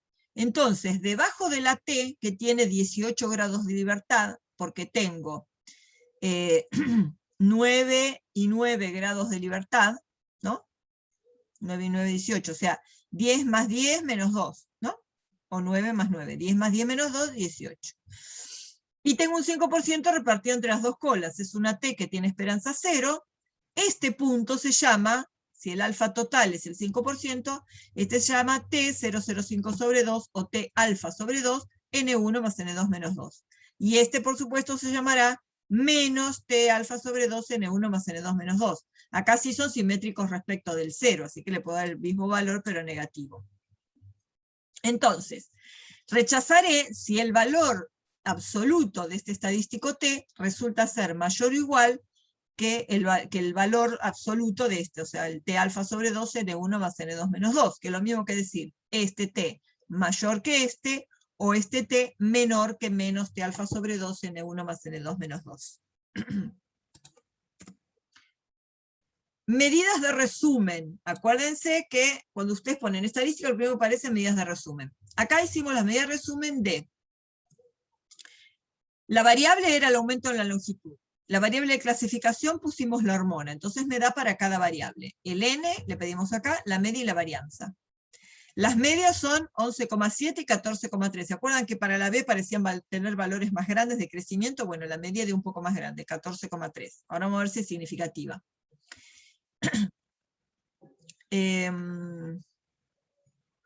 Claro, test de Gauss no resolvimos porque las varianzas son muestrales, no hicimos el test de Gauss. Bueno, las varianzas son las mismas que vimos antes, 6,0111 y 8,0111. Con esta estadística descriptiva podemos reemplazar acá. Entonces vamos a reemplazar. Primero calculemos el SP cuadrado. Miren una cosa interesante cuando los tamaños de muestras son iguales. Acá lo resolvimos con esta misma fórmula, ¿no? 10 menos 1, 10 menos 1. O sea, 9 más el S1 cuadrado, perdón, por el S1 cuadrado, más 9 por el S2 cuadrado, dividido la suma de N1 más N2 menos 2. ¿Y qué pasa acá? El 9 es un factor común de estos dos términos. Si yo saco el factor común 9, este 9 se me simplifica con este 18 y me queda un 2 en el denominador. ¿Y qué pasó? El promedio es un promedio simple. Si los tamaños de muestras son iguales, no se tomen el laburo de hacer un promedio ponderado de las varianzas, porque es lo mismo que hacer un promedio simple. Fíjense, ¿qué pasaría si acá la muestra hubiera tenido tamaño 15? ¿Qué hubieran tenido? 14 y acá 14. Y acá hubieran tenido 28. Y si sacan ¿no? Por 28, porque sería 15 más 15, 30, menos 2, 28. Si sacan 14 factor común con el 28, sigue quedando acá un 2. Y siempre va a ser la suma de los S cuadrado dividido 2. Así que no se tomen el trabajo de tener que multiplicar y dividir porque tienen más posibilidad de cometer error. Si los tamaños de muestras son iguales, se hace un promedio simple.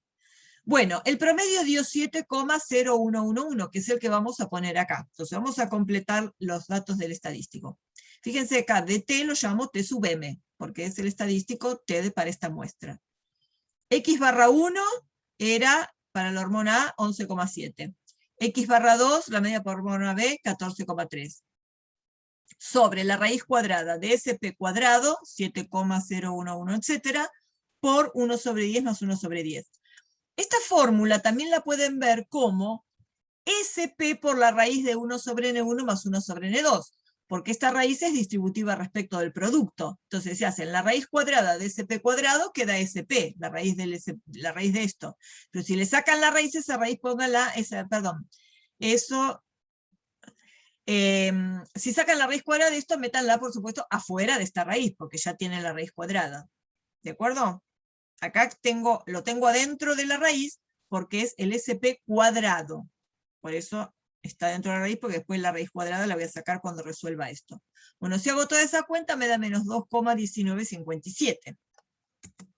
Entonces, vamos a calcular, vamos a ver cómo calcularían el p-valor en la tabla impresa. ¿Qué pasa si yo quiero calcular el p-valor? Cuando ustedes calculan un p-valor en un test de hipótesis, con solo el p-valor no pueden tomar ninguna decisión a menos que alguien les diga que el nivel de significación se fijó en tal valor. Entonces, todo problema tiene que decir, el nivel de significación se fijó en 5%. Si no les dice nada, porque el que armó la prueba, el problema o armó el ejercicio, se olvidó de poner cuánto varía el nivel de significación, lo toman como 5%. Si quieren probar una diferencia, como acá. Bueno, ¿cómo acá no pueden calcular el p-valor exactamente como en la tabla normal, que se metían con el estadístico y buscaban la probabilidad donde estaba en la tabla, porque acá la distribución de la tabla de T es distinta. tienen acá los grados de libertad y acá tenían algunos valores de probabilidad.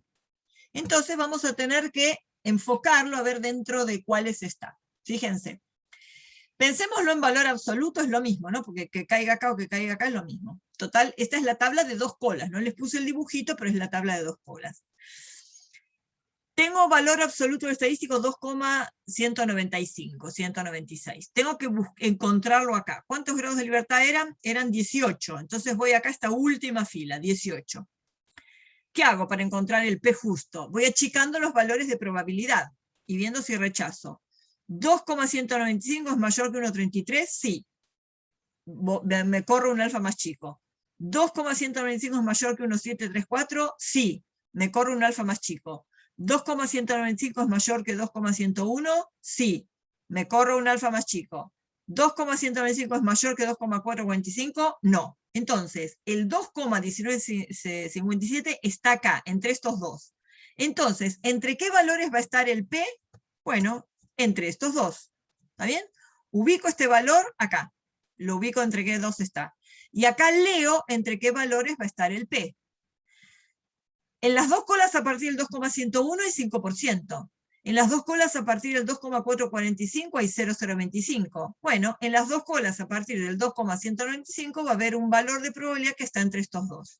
Entonces, técnicamente uno dice que nuestro p-valor va a estar entre 0,025 y 0,05. Este primero porque es más chico, este segundo porque es más grande.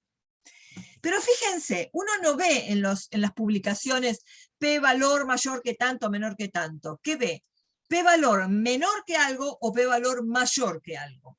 Si uno ve p-valor menor que algo, es porque está probando la hipótesis, porque encontró un p-valor menor que el techo que se había puesto de probabilidad. Fíjense, acá, ¿qué techo pusimos de probabilidad nosotros? 5%. Bueno, este p-valor podrá ser más grande que 0,025, sí, pero lo que nos autoriza a decidirnos a rechazar la hipótesis nula es que este p-valor va a ser menor que 0,05. Entonces uno informa p-valor menor que 0,05, porque ese es el techo de probabilidad que nos habíamos puesto. Habíamos dicho, si uno está escribiendo un paper, puso, será si se considera significativa toda probabilidad menor que el 5%, y esta es menor que el 5%. Que todavía acá no sabemos cuánto vale, porque no lo calculamos. Ahora lo vamos a calcular. En la diapositiva que viene, en la salida, creo que da el valor. Entonces, si el p-valor es menor que 0,05, si el nivel de significación se fijó en 5%, se rechaza H0. El aumento en longitud media difiere significativamente entre ambas hormonas. O sea, rechacé H0, me quedé con H1. La diferencia en los crecimientos medios con ambas hormonas difiere significativamente. ¿Cuál es mejor? Y la hormona B, porque dio un crecimiento medio mayor. Vamos a ver la salida. Tenemos una prueba T para muestras independientes, la misma estructura de base de datos que vimos. Bueno, acá está marcado todo. Presentación les conviene vertical, porque si no les da una chorrera larga de resultados. Así que les conviene poner acá un vertical. Fíjense, antes de hacer el test de student ven prueba T para muestras independientes, es la primera que aparece cuando ustedes ponen inferencia basada en 2 muestras. Prueba T. El primer párrafo de pruebas eran para independientes. Acá dice 5%. Ustedes antes de empezar le aumentan acá un 10%. ¿Por qué? Porque le están fijando lo que dijimos antes, el nivel de significación en 10% para que el nivel del error de tipo 2 baje. ¿Qué quiere decir? Que están obligando a la prueba, para decidir que las varianzas son homogéneas, están obligando al test de homogeneidad de varianzas que tenga un p-valor mayor que 0,10 como mínimo. ¿Está bien? Ustedes van a calcular un p-valor, pero van a tener que decir en función del alfa que fije. Bueno, ustedes deciden. Yo quiero que el p-valor sea mayor que 0,10 para quedarme tranquilo de que las varianzas son homogéneas y afirmo que son homogéneas. Entonces, miren, vamos a mirar un poco más. Ahora vamos a mirar, esperen, la salida. La salida es esta, cuando ustedes hicieron eso. En la salida tienen una estadística descriptiva, el N de ambos grupos. Tienen las medias, que ya las habíamos visto antes en la estadística descriptiva. Tienen las varianzas. Tienen una diferencia entre las medias, 11 menos 14. Tienen, ahora vamos a analizar esto, límite inferior y superior para un intervalo de confianza que no me van a decir para cuál es. Tienen esto, P on var es el P valor por homogeneidad de varianza. ¿Se acuerdan que hicimos antes? ¿Se acuerdan que era 0,57? Bueno, no necesitan hacerlo porque acá si hacen el test, la prueba T, acá les va a dar el P valor de la prueba de homogeneidad de varianzas. Entonces fíjense, nosotros le aumentamos el nivel de significación al 10. Y acá dio 0,67. ¿Qué considero? ¿Que las varianzas eran homogéneas? Sí, recontra. Porque dio un P-valor mucho más grande que el 10%. El estadístico T es el mismo que calculamos antes a mano, el 2,1957. Los grados de libertad 18, N1 más N2 menos 2, y N más 10, 20 menos 2, 18. Y el P-valor que habíamos hecho a mano, habíamos calculado que era menor que 0,05, evidentemente, no por mucho, pero dio menor que 0,05, 0,0415. Pregunta. ¿Hasta acá vamos bien, más o menos? Analizando la salida. Sí, Pregunta. Ahora miren esto. ¿Para quién se les ocurre que este intervalo de confianza está construido? ¿Para quién? Límite inferior y superior del 25%. ¿Para qué parámetro? El que va de menos 5 a menos 0,11.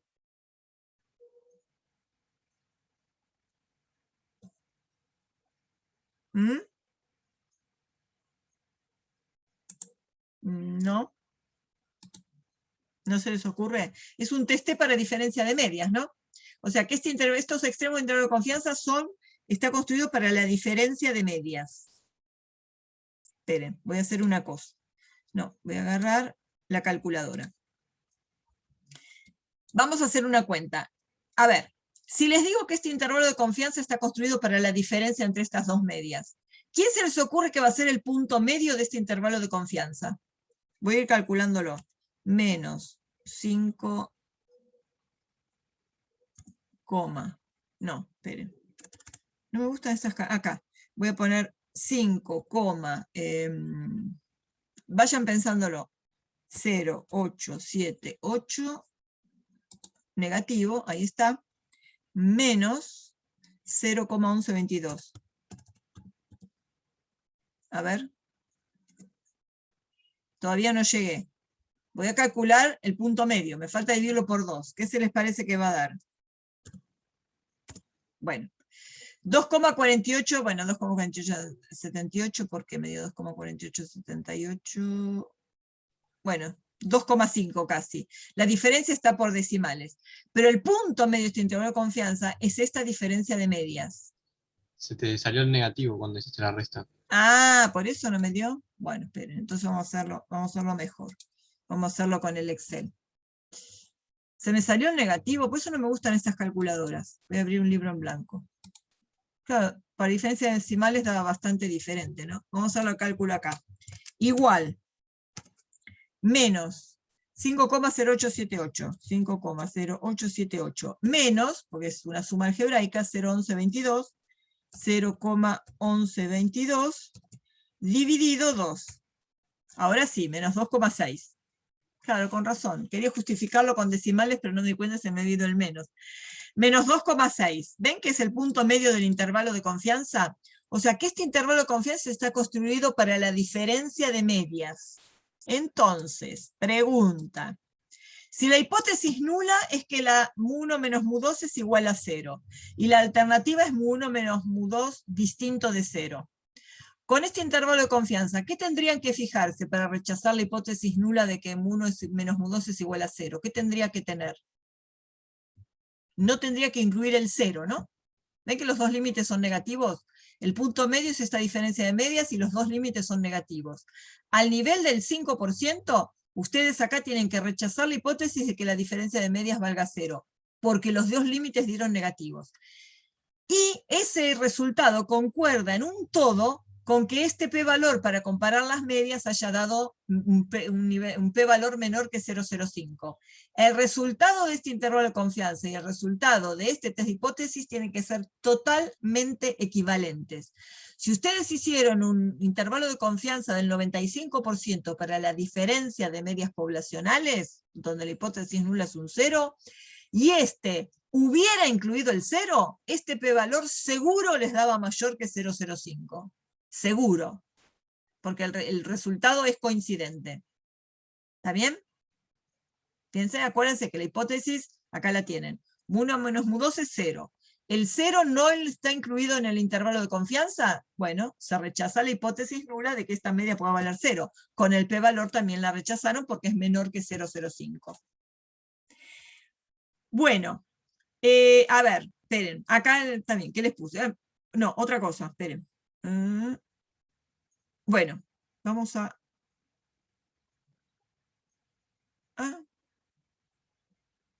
pensé que tenía... Bueno. No, está bien, porque después tenemos otro problema, donde íbamos a ver. Si la prueba homogénea de varianzas hubiera dado significativa, o sea, con un p-valor menor que este 0,10, se hubiera rechazado la hipótesis. Pero esperen, después se hubiera rechazado la hipótesis, y acá los grados de libertad se corrigen con una corrección que se hace, que se llama esta corrección de Satterwhite. ¿Ven? Acá dice usarla si el p-valor es menor que 0,10. Acá no la usó porque el p-valor dio mayor que 0,10.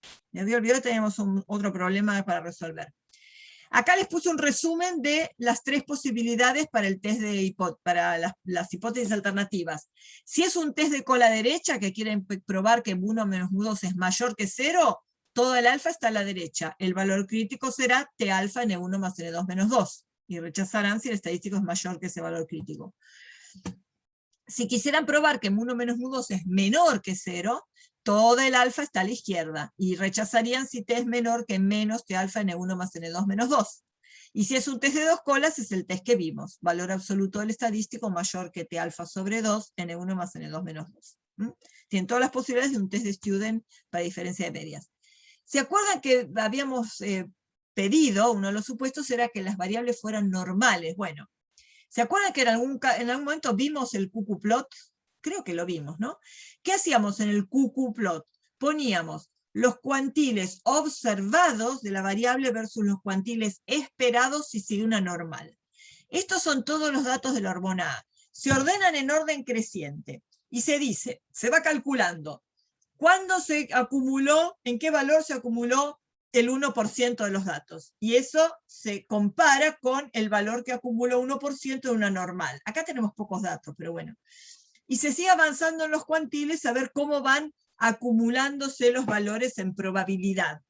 Si coinciden con los de la normal, si esas velocidades de acumulación de los datos son iguales que si fuera una normal, ¿ustedes qué esperarían si ponen observados en función de esperados según la normal?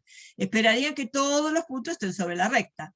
Nunca van a estar exactamente sobre la recta, pero si van y vienen de la recta igual a x, de la recta que pasa por el origen, donde cada x es igual a cada y, estos puntos tienen que estar siempre más o menos cerca de esa, ¿no? Fíjense que la normal esta está estimada, los parámetros con la media. ¿Se acuerdan que era 11,7 la media de la hormona A, y la varianza era esta, y la hormona B era 14,3 y esta era la varianza? O sea, los compara el crecimiento con los crecimientos de una normal que tuviera los parámetros que estimaron con los de esta muestra. Bueno, acá se ven bastante normales, porque los datos van y vienen de la recta igual a x. Y ahora que nosotros vimos test de hipótesis, vamos a dar un test de hipótesis más, que es, no vamos a dar mucho fundamento, simplemente este. El test que se llama Shapiro-Wills tiene como hipótesis nula que la variable sigue una distribución normal. Si rechazamos H0, quiere decir que la variable se aparta demasiado de una normal. Entonces, ¿cómo lo obtenemos? Estadísticas, inferencia basada en una muestra, prueba de normalidad Shapiro-Wills, bueno, modificado, y en las variables pasamos el aumento de longitud, y en las particiones pasamos la hormona. Entonces, si me voy a la base de datos, tengo estadísticas, inferencia basada en una muestra, prueba de normalidad Shapiro-Wills. En la variable pongo el aumento de la longitud, porque quiero ver si el aumento de la longitud es razonablemente normal. Y quiero que sea para cada hormona por separado. Acá no hay variable de clasificación. ¿Cómo hago para que lo haga por separado para cada hormona? Me voy a particiones. Pongo la hormona para que particione por hormona y le doy un aceptar. Se tarda un rato pensando y tienen estas mismas probabilidades, ¿no? Porque está acá. Para la hormona A, el p-valor es 0,6724. Para la hormona B, 0,5732. Quiere decir que con esos p-valores tan grandes, más grandes que 0,10, más grande que 0,20, más grande que 0,50, no rechazarían de ninguna manera la hipótesis nula de que la variable sigue una distribución normal. O sea que con un p-valor muy grande, ¿no? Un p-valor muy grande me asegura que el error que cometo al aceptar es pequeño, ¿no? Porque yo le subí el alfa, le pedí que este p-valor fuera más grande que 0,20, y es muchísimo más grande que 0,20. Entonces, con ese p-valor, no puedo rechazar la hipótesis de que las variables siguen distribución normal. Un gráfico para visualizar los datos es este, ¿se acuerdan de la densidad de puntos? Es el aumento de longitud en función de las hormonas, hormona A, hormona B. Uno acá puede ver más o menos si hay una, o sea, no veo muchos puntos acumulados en un borde y los otros una cola larga, o sea que son bastante simétricas las distribuciones, de hecho no se rechazó la normalidad. También puede ser que la normalidad no se haya rechazado acá porque el n no es demasiado grande, a lo mejor con un n más grande uno podría haber obtenido un p-valor más chico, pero de hecho se ven bastante normales. Y las homogeneidades de varianzas que vimos que se daban se ven bastante homogéneas, ¿no? Porque tienen una dispersión bastante parecida. O sea que el gráfico de densidad de puntos siempre sigue siendo muy bueno cuando hay variables de no demasiados datos. Bueno, estas demostraciones son demostraciones que les piden alguna diapositiva. Esta es muy importante. Si ustedes tienen una T con n grados de libertad y la elevan al cuadrado, esa T va a seguir una distribución F, con un grado de libertad en el numerador y los mismos de la T en el denominador. Y las variables con las que construyen la T tienen que ser independientes. Entonces vamos a demostrar lo que se demuestra re fácil. La T, ¿se acuerdan que se definía una Z en el numerador y en el denominador la raíz cuadrada de una G cuadrado con n grados de libertad dividido sus grados de libertad? Si esta T la elevan al cuadrado, en el numerador les va a quedar una Z cuadrado. En el denominador esta raíz se va. Y esta Z cuadrado es una G cuadrado con un grado de libertad, dividido 1, que son sus grados de libertad. Y esta es una G cuadrado n dividido n, o sea que esta es una F1n, por la definición de una Fisher. ¿Está bien? O sea que siempre, cuando eleven una T al cuadrado, va a ser una Fisher, siempre con un grado de libertad en el numerador, porque siempre van a tener una Z en el numerador.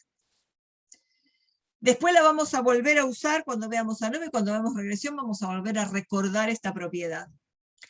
Acá, así como la T al cuadrado es una F, así también un valor de tabla de la T que deje un alfa en la suma de las dos colas, alfa sobre 2 en cada cola con n grados de libertad, si ese valor de tabla lo elevan al cuadrado, les da un valor de la F que deje todo el alfa a la derecha y 1n. O sea, siempre van a tener 1 en el numerador y los de la T en el denominador. Vamos a verificarlo con un ejemplo. Esto no es demostración, es verificación. Si tengo una T con 10 grados de libertad que deja 5% en la suma de las dos colas y lo elevo al cuadrado, me da una F 0,05,1,10. Acá tienen los dos datos, los dos cálculos. Acá tengo una T con 10 grados de libertad que deja a su derecha un área 0,025, porque eran 5% entre las dos colas, ¿no? Cada cola 0,025. Cuando le ponen calculares, el número es el 2,228. Si yo elevo al cuadrado el 2,228, me da 4,964. Y por esta propiedad tendría que ser el valor de una F que deje 5% a la derecha y que tenga grados de libertad 1 y 10. Entonces voy, probabilidades y cuantiles, voy a una F, le pongo grados de libertad 1 y 10, y acá en la cola derecha le pongo todo el 5%, F005. ¿Qué valor me da si pongo a calcular? 4,964 y algo, 4,964. ¿Está bien? O sea que la T, alfa sobre 2, n grados de libertad al cuadrado, es una F, un grado de libertad en el numerador y los mismos de la T en el denominador. En este ejemplo, que lo pueden copiar tranquilamente, pues son solo 25 datos, es más, creo que lo tienen en la guía, tienen excreción urinaria de ácido 5-hidroxindol acético, miligramos por 24 horas en pacientes con cardiopatía carcinoide y sin cardiopatía carcinoide. Y se obtienen estos datos. La base de datos está estructurada de esta manera porque son independientes, los individuos con y sin son distintos individuos, y esta es la variable de medida, el 5-hidroxindol acético. Se quiere decidir si la excreción urinaria media es mayor en los pacientes con cardiopatía carcinoide, que parece que son números bastante más grandes, que con los pacientes que no tienen cardiopatía carcinoide. Vamos a resolver este problema completo sobre el ácido 5-hidroxi en el Infostat. Bueno, con gráficos, etc. Ustedes después, si quieren, lo hacen. Yo no quiero perder mucho tiempo, me quedan nada más que 20 minutos para ver apareadas.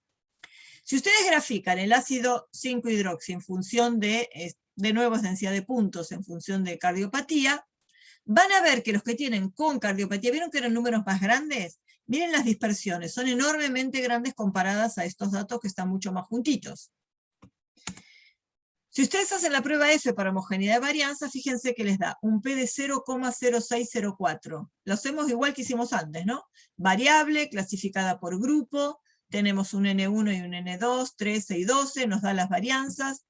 Acá la más grande es para el grupo 1 con cardiopatía, o sea que el cociente nos dio mayor que 1. Y el p-valor es 0,06 para una prueba bilateral. ¿Qué le pedíamos para decir que las varianzas eran homogéneas? Le pedíamos un p-valor mayor que 0,10, pero nos dio un p-valor de 0,06. ¿Está bien? O sea que se rechaza la hipótesis de homogeneidad de varianzas. Miren la prueba de normalidad, la obtenemos igual que hicimos recién con la partición y todo.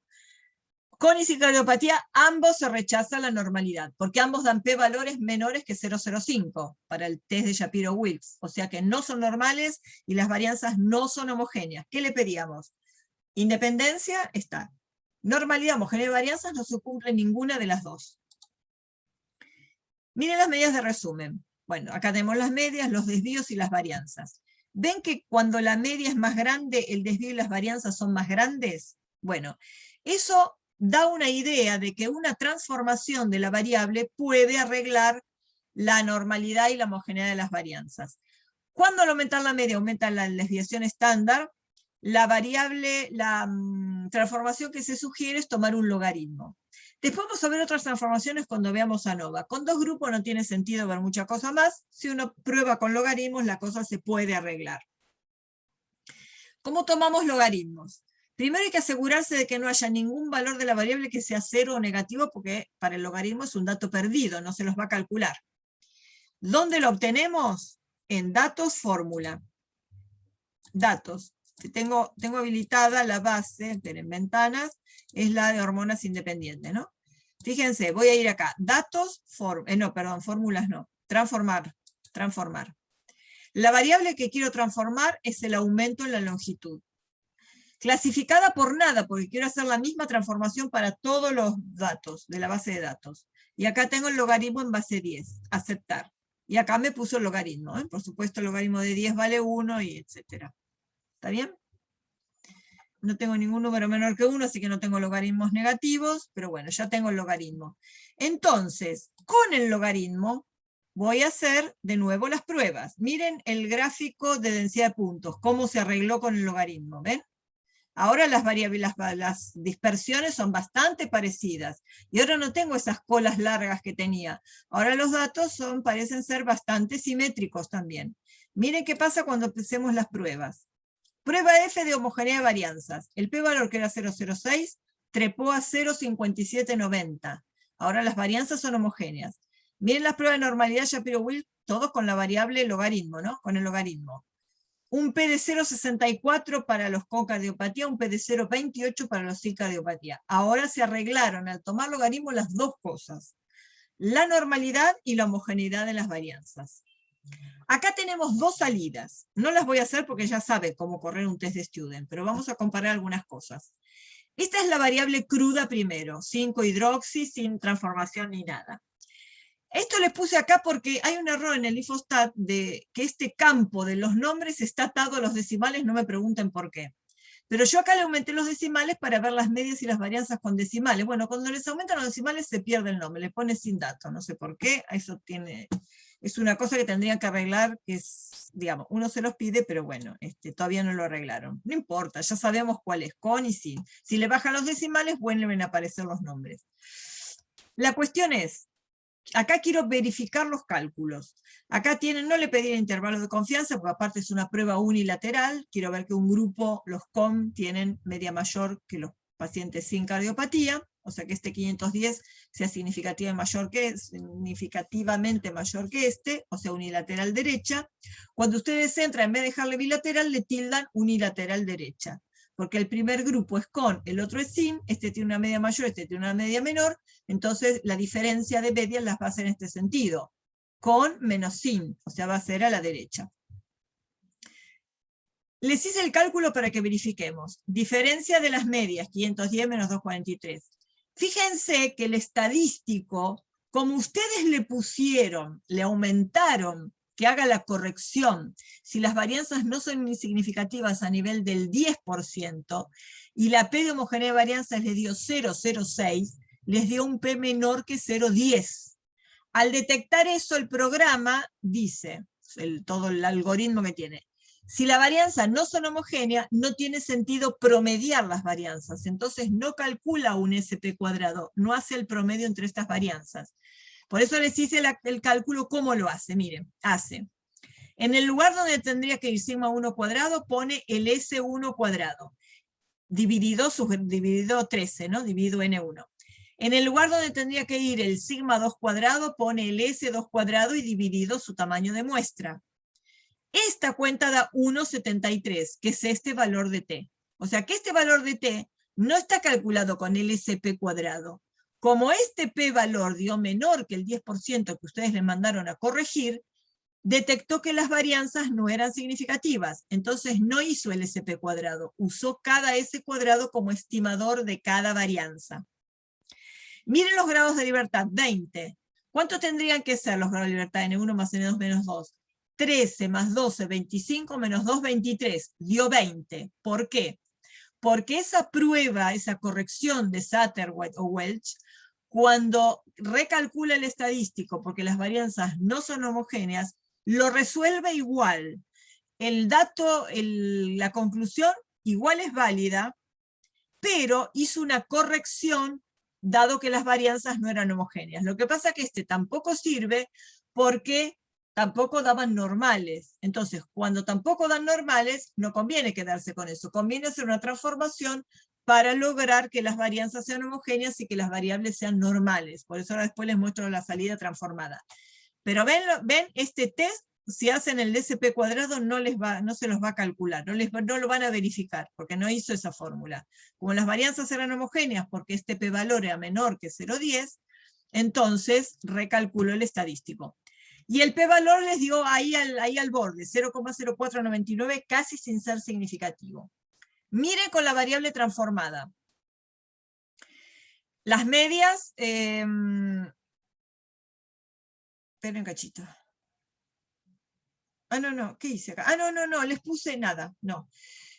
Veía todo igual. No, les puse todo igual para que vean que si yo le bajo todos los decimales, sí recupera el nombre. Es esa misma salida, pero sin decimales. Acá lo tienen con la variable transformada. Logaritmo en base 10. Grupo con y sin. Los n son los mismos. Estas medias son las de la variable transformada y las varianzas también. Fíjense el P de la homogeneidad de varianzas con los logaritmos. 0,5790. Que es... a ver, acá. 0,5790, ¿ven? Es el mismo p-valor de la prueba F cuando nosotros usamos el logaritmo. Esperen, acá. Me perdí, 0,5790. El estadístico T es 2,09. Ahora sí este estadístico está calculado como la diferencia entre las medias, la raíz cuadrada del SP cuadrado, el promedio entre estas varianzas 0,19 y 0,26, por 1 sobre N1 más 1 sobre N2, y ahora sí el 206. Bueno, 206, 209, acá sí hay aproximación de decimales porque usamos las medias con pocos decimales, ¿no? Pero este sí corresponde al valor del estadístico. Y acá sí los grados de libertad son 23, N1 más N2 menos 2, porque ahora no hizo la corrección, porque ahora usó el SP cuadrado, porque ahora las varianzas sí eran homogéneas. Aunque ustedes le hayan subido el nivel al 10%, fíjense que con un P de 0,57 las varianzas dan recontra homogéneas. Y miren lo que pasó acá.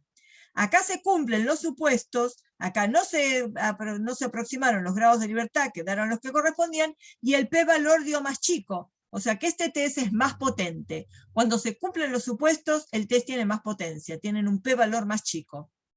¿Está bien? porque hace cumplir los supuestos. Entonces, luego transforma mediante logaritmos, al cumplirse los supuestos, el p-valor resulta menor, 0,0239. Bien.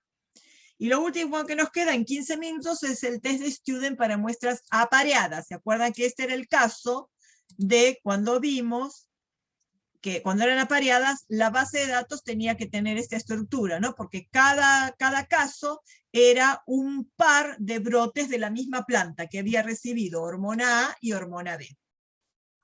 Entonces, acá tienen las variables definidas, las X1 y las X2 ahora no son independientes porque son pares de gajos de la misma planta, y fíjense que acá no le pongo ninguna distribución para el X1 y el X2, solo le digo que la esperanza de X1 es mu1 y la X2 es mu2. Digo cuáles son las esperanzas, cómo se llaman. Pero acá no necesito ninguna suposición para las variables. ¿Por qué? Porque, fíjense, yo igualmente quiero comparar mu1 contra mu2 y ver que las hormonas difieren en sus crecimientos medios. Y también puedo pasar el mu2 al primer miembro restando. Pero, como no hay independencia, yo no puedo calcular la varianza de la diferencia de medias, porque no son independientes. Entonces no puedo hacerle el mismo tipo de test x/1 menos x/2 y hacer un SP², porque eso no sirve. Eso no sirve porque yo no puedo calcular la varianza de x/1 menos x/2. Entonces, sí puedo hacer lo siguiente. Si cada par es un par de gajos, y si la hormona B es mejor que la hormona A, si yo hago la diferencia de crecimiento entre las dos hormonas, tengo una buena medición que me dice cuál es mejor hormona que la otra. Entonces planteo una variable D que va a ser X1 menos X2.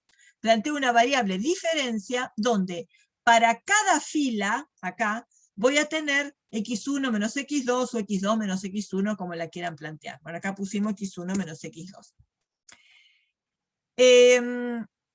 Fíjense que si yo calculo la esperanza de esta variable D, es la esperanza de X1 menos la esperanza de X2, por las propiedades de la esperanza. La esperanza de X1 era mu1, la esperanza de X2 es mu2. O sea que mu1 menos mu2 es mu sub D, es la media de las diferencias. O sea, la diferencia de las medias es la media de las diferencias. Entonces ahora, yo como no les pido ninguna distribución X1, X2, sí le voy a pedir distribución a esta variable D. A X1, X2, nada les pido. Solamente saber cómo llamo a sus esperanzas. Porque mu sub D la puedo construir con las esperanzas estas. Sí le pido que tenga distribución normal la variable D. Que sea normal con una esperanza mu sub D y desviación estándar sigma sub D. Entonces, si mu1 menos mu2 es mu sub D, yo puedo poner acá mu D igual a 0 contra mu sub D distinto de 0. ¿Verdad? Porque mu1 menos mu2 era la media de las diferencias. Entonces puedo llevarlo acá, y estas son las hipótesis de un test para una media de una variable diferencia. Mu sub D igual a 0 contra mu sub D distinto de 0. Entonces, como siempre, nos preguntamos, ¿con qué estimo a este parámetro mu sub D? Que es lo mismo que estimar mu1 menos mu2 y hacer la diferencia. Bueno, si yo tengo ahora construir una variable, que es una variable de diferencias, ¿con quién estimaría mu sub D? Con la media muestral de esa muestra de diferencias, o sea, con la variable D barra. Si yo quiero estimar a la mu sub D, tendré que estimar la diferencia entre x/1 y x/2, o la D barra, la media de las diferencias, que coincide con la media 1 menos la media 2.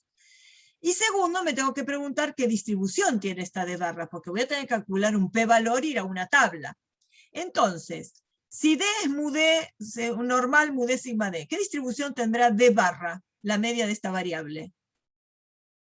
La variable X barra o la variable D barra también tiene distribución normal. Tiene la misma esperanza que la D, ¿y cómo será este sigma sub D? Para D barra será sigma sub D sobre la raíz de n. Pero n, ¿quién es ahora? N no son los 20 gajos. N es la cantidad de diferencias que obtuve. O sea, tengo 10 diferencias. ¿Está bien? Ese es el n. Las 10 diferencias. Ese es mi n. ¿Se entiende más o menos? Defino una variable D. Le pido que tenga distribución normal. Sí, Candelaria. No, te iba a decir que sí, que se entendía. Gracias, Bárbara. Entonces, defino una variable D. Le pido distribución normal con parámetros mu D sigma D. estimo a mu sub d con d barra. Entonces voy a plantear la distribución de d barra. No, pues yo quiero estimar esta mu sub d. Entonces tiene que ser la media de las diferencias muestrales. Entonces planteo quién es d barra. D barra es x barra 1 menos x barra 2. Es la media de esta variable. Y la distribución de d barra también es normal, porque la d es normal. También tiene media mu sub d, porque es la misma que la variable original. Y la varianza es sigma cuadrado d sobre n. O sea, la desviación estándar es sigma d sobre la raíz de n. O sea que esta es la distribución de d barra. Entonces, ya tengo el de variables, supuestos, etc. Tengo hipótesis, tengo que armar el estadístico. Pero el estimador de esta mu sub d es d barra. Entonces, ¿cómo va a ser el estadístico? Va a constituir en la estandarización de esta d barra. Pero de nuevo el problema es que no conozco sigma sub d. Entonces, ¿con quién estimo a sigma sub d? ¿Quién será mi sigma sub d sombrero? Con la desviación estándar de mi muestra de diferencias. ¿Está bien? Con la media de la muestra de diferencias, estimo a mu sub d. Con la desviación estándar de la muestra de diferencias, estimo a sigma sub d. Entonces, fíjense, sigma sub d sombrero es S sub d. Quiere decir que el estadístico no va a ser una Gauss, porque no tengo sigma d acá. Si tuviera sigma d, haría d barra menos mu sub d sobre sigma d sobre la raíz de n. Como no tengo sigma d, lo estimo con el S, y esto en vez de ser una Gauss, es una T. ¿Por qué n-1 grados de libertad?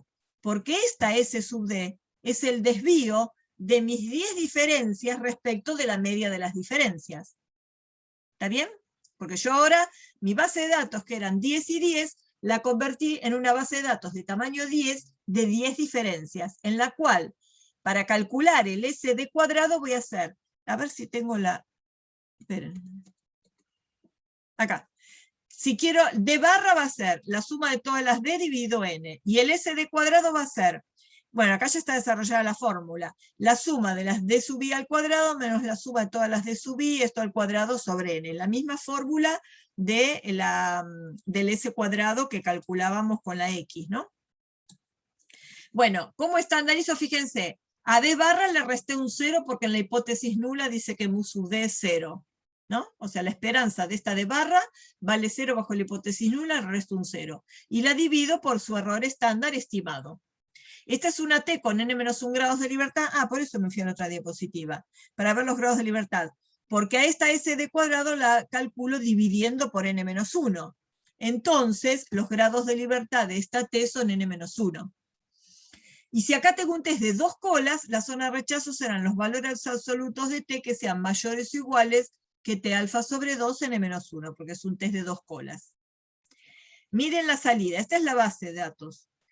La diferencia, ahora les voy a mostrar cómo se construye esta diferencia. Fíjense que 10 menos 15 es menos 5, 10 menos 11 es menos 1. Fíjense que la mayor cantidad de diferencias son negativas, porque si yo hago x1 menos x2 y la hormona B era mejor, la mayor cantidad de diferencias van a ser negativas y voy a tener un test a la izquierda, ¿no? ¿No? Digamos, un test que me va a dar un valor del estadístico, me va a dar negativo. Miren lo siguiente. Medidas de resumen. Acá hicimos hormona A, hormona B y diferencias. Acá tienen 10 datos para cada una. Las medias, 11,7, 14,3, ya las habíamos visto antes. Son las mismas medias de hormona A y hormona D. Cuando yo hago la diferencia es menos 2,6. Esa media de diferencias es la diferencia entre las medias, ¿ven?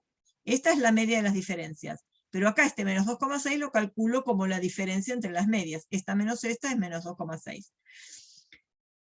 Con la desviación estándar y con la varianza no pasa lo mismo. Yo no puedo calcular este desvío, esta varianza en función de estas. Por eso estas ya las pierdo. Tengo una variable nueva que se llama diferencia.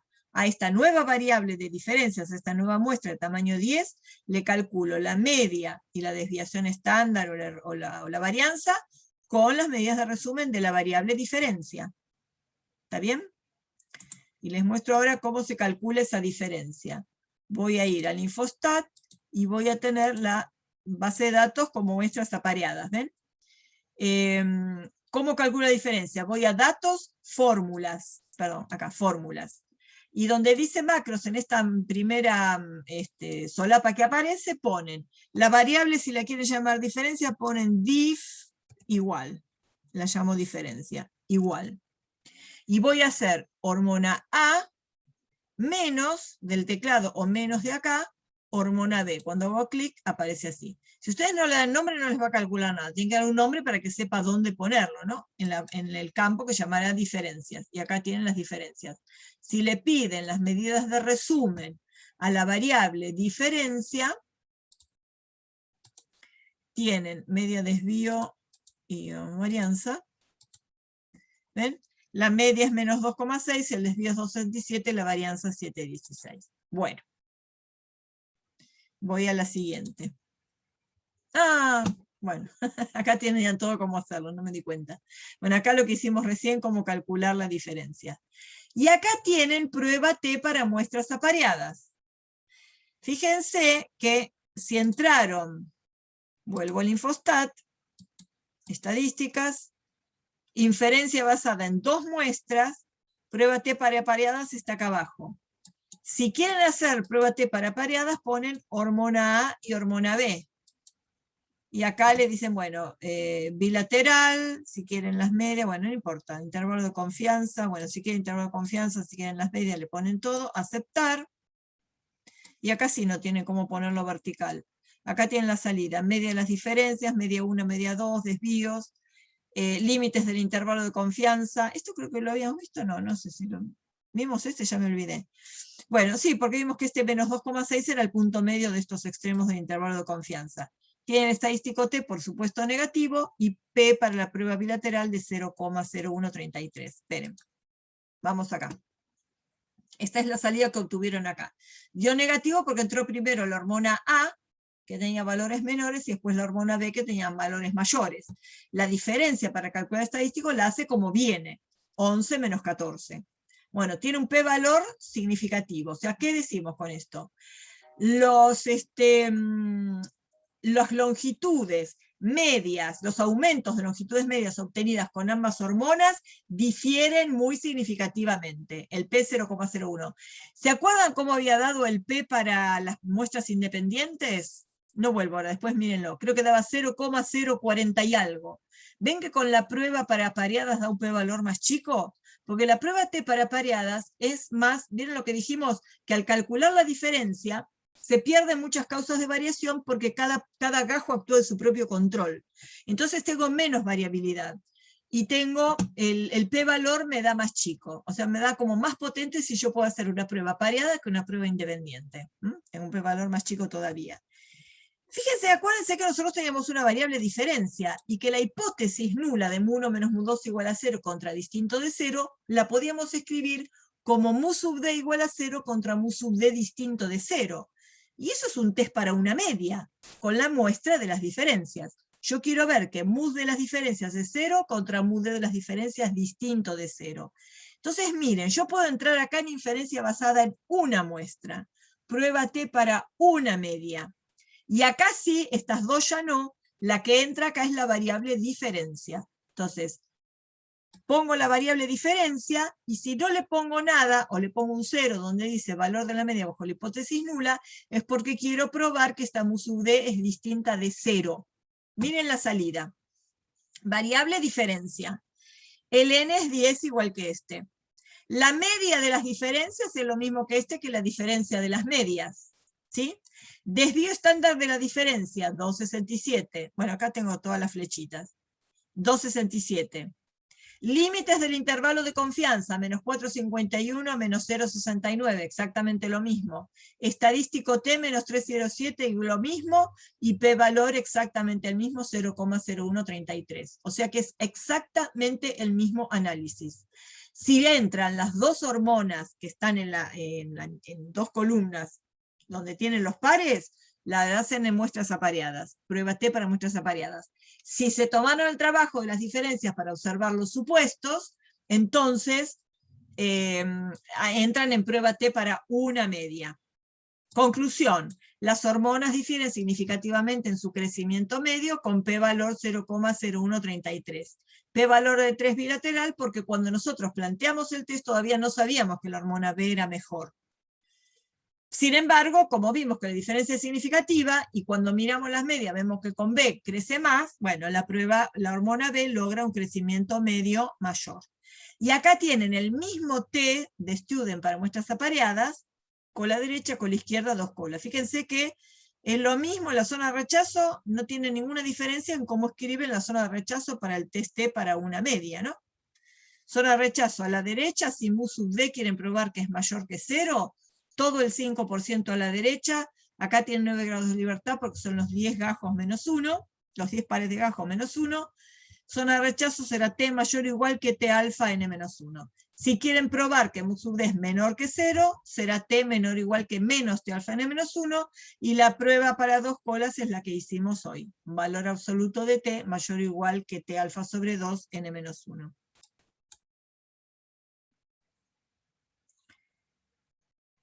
En un momento se me ocurrió que quería mostrarles algo y no me acuerdo qué era. Bueno. Profe, ¿puedo hacer una consulta? Sí, todas las que quieran. Es con respecto a esta diapositiva. Vos antes habías dicho, quiero saber si lo entendí bien o Sí. lo entendí mal, Dale. que si el intervalo de confianza incluye al 0, entonces el p-valor es mayor a 0,5. Mayor a 0,05, sí. Sí, eso quería decir, perdón. Si el intervalo de confianza, en este caso era para la diferencia de medias, incluyera el 0, negativo sí, positivo, en este caso no, sí. Claro, este p-valor tendría que ser sí o sí mayor que 0,05. 0,05 Perfecto. porque este es un intervalo del 95%. Sí. Siempre el alfa es el complementario del coeficiente de confianza. Perfecto, listo. No sabía si lo había entendido bien y como lo anoté, Exacto. quería corroborarlo. Gracias. Exactamente. Como acá los dos límites son negativos, la P da 0,01, da menor, bueno, menor que 0,05, también menor que 0,01 acá. Si yo hubiera hecho la inferencia basada en 2 muestras, prueba T apareada, y hubiera hecho, entro la hormona B primero y después entrar a la hormona A, ¿qué les parece que me daría? Me daría todo lo mismo, pero el estadístico me va a dar positivo. Esperen, voy a agrandar esto. ¿Ven? En vez de dar menos 307, da 307, porque acá entró primero la hormona B y después la hormona A. Y la diferencia se hizo en el sentido 14 menos 11. Y la diferencia de la media será 2,6 positivo en vez de 2,6 negativo. Y ahora los extremos de intervalo de confianza dan los mismos, pero del otro lado. De 0,69 positivo a 4,51 positivo. O sea, es todo mirado a través del espejo del t igual a 0. ¿No? Todo del otro lado. Acá todo del lado positivo, el otro daba todo del lado negativo. ¿Está bien? ¿Ven la diferencia? ¿Ven? Esto mismo. Esto era hormona A, hormona B, ahora es hormona B, hormona A. Miren, paso de uno a otro. ¿Ven?